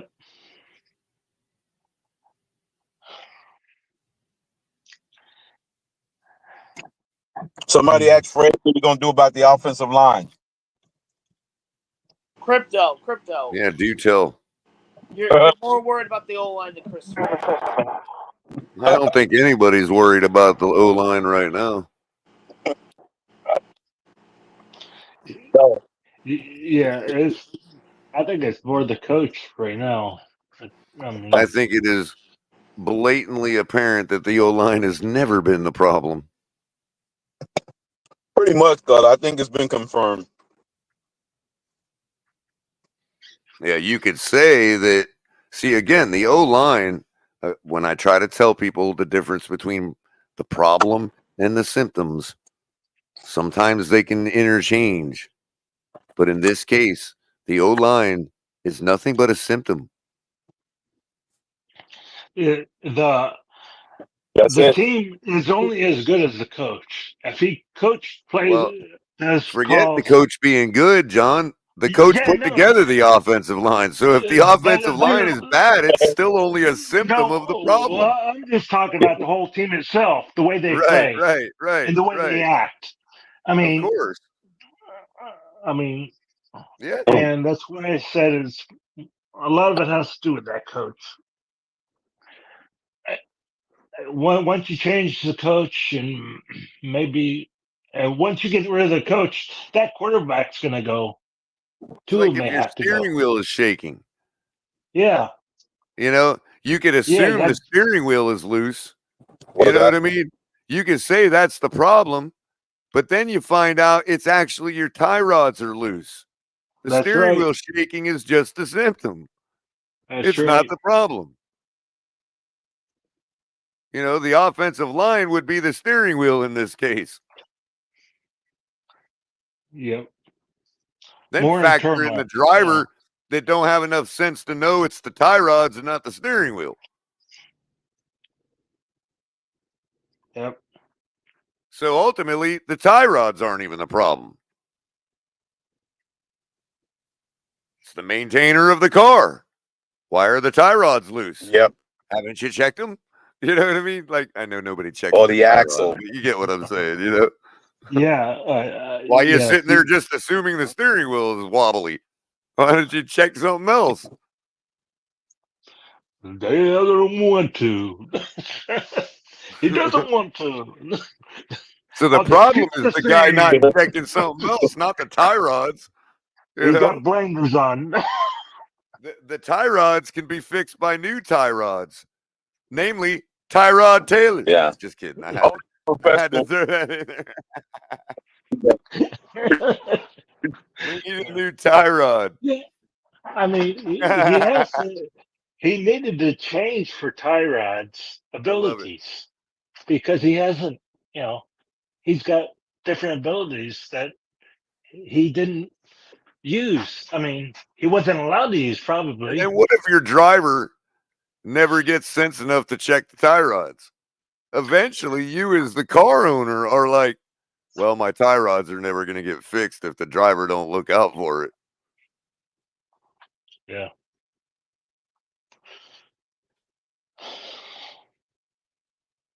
Yeah. So if some yahoo comes walking down the road and says, "Hey man, that car is a mess," who are you going to blame? It's like when we You blame the owner. You blame the owner. Every time we went on a long trip, my mom would check the tires to make sure they're good. Not That's a dry good rot. point. Because she's a good owner. Yeah. Yep. Teach the Not a basic. good coach. She's not the car's coach. She's not the car's Yeah. general manager. She's the She's car's not- owner. Yeah. I mean, it's common sense. The car's coach is the steering wheel. The car's general manager would probably be the Stephen gas Ross is giving pedal. a Yeah. Or or something. But the point is, the owner is who's responsible for the maintenance of that car. Yep. I'm looking. Oh, he's breaking up, I think. You're in the blender, but crypto. Well, I guess I'll finish the show today on this note, since we're getting close to 4 hours. The word owner, when I don't use that lightly when I say, "Oh, he's the owner."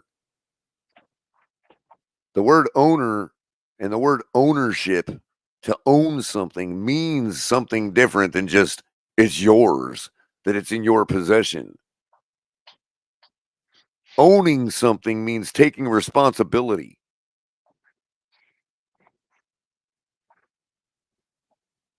You know, there was a saying in customer service and in service work in general.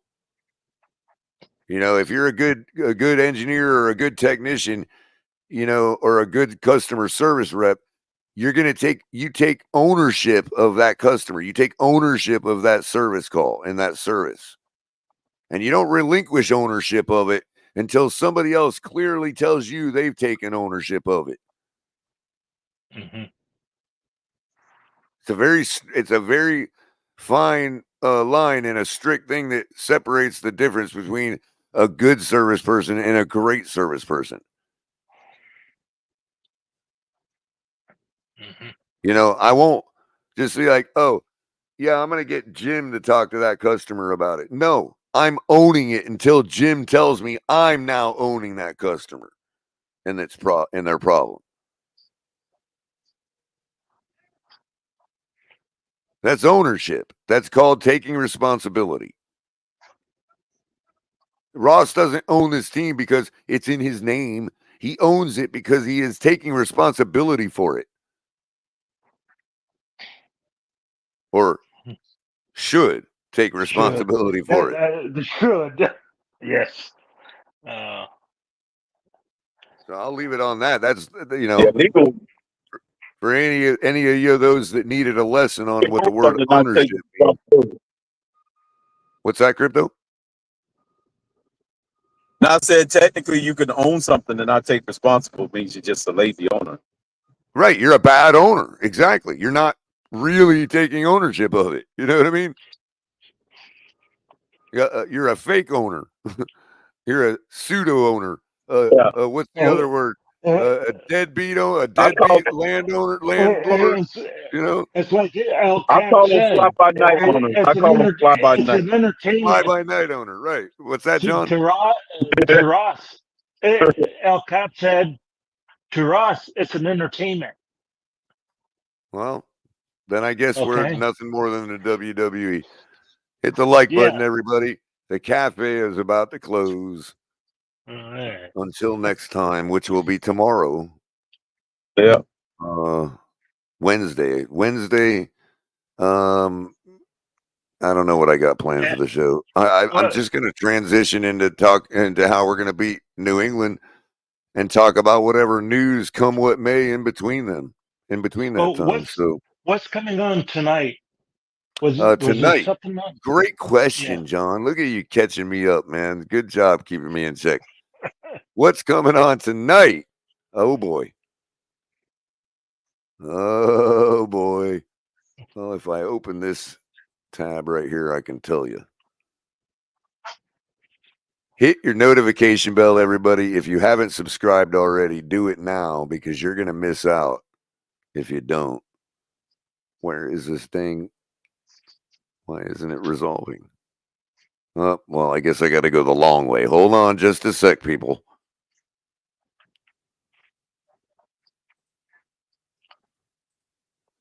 I mean, I know it's coming, but I got to make sure there's nothing else besides this one.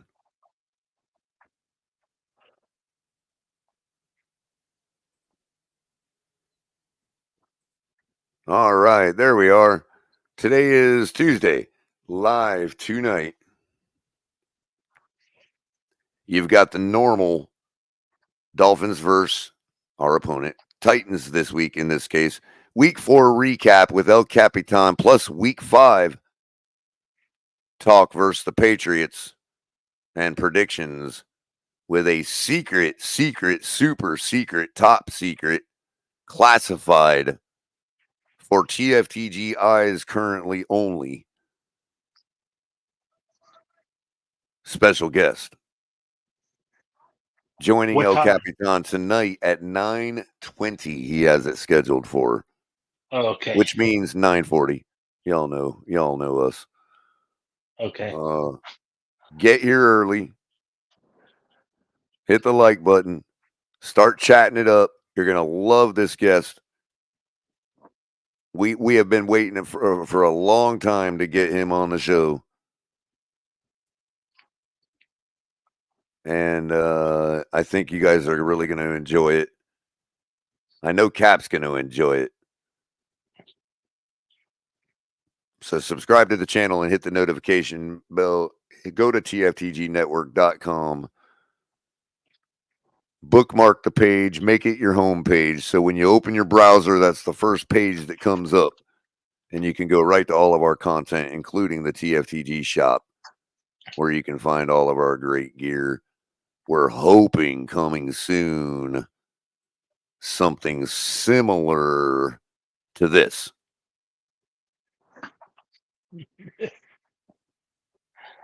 I just don't know what form it's going to take yet. We're going to have to Miami Dolphinify it up. You know what I mean? It's too generic right now.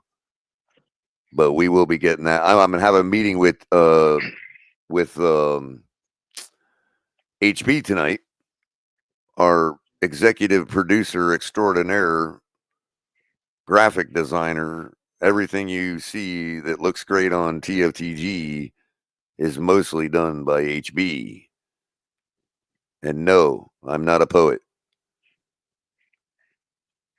I will be having a meeting with him tonight to update my intros and outros and stuff like that for Coffee and a Cup of Color, afternoon and late night color commentary shows. New stuff coming on my end. We got all the other boys getting updated. It's time to get color updated. I'm still rocking Jaceki on my I'm still rocking Fangio on my intro screen. So HB, let me know we can get together tonight for a meeting to fix all that stuff or talk about how we're going to fix it. You know how bureaucracies run. You got to talk about how you're going to fix everything first, and then you got to hold a meeting. And then you got to hold a meeting to find out what that meeting found out about what everybody talked about. So you know how it goes. We'll get it going. In the meantime, thank you everybody who have joined us this morning and this afternoon. Love every one of you. We're going to get through this. And yes, we are going to beat the Patriots this week.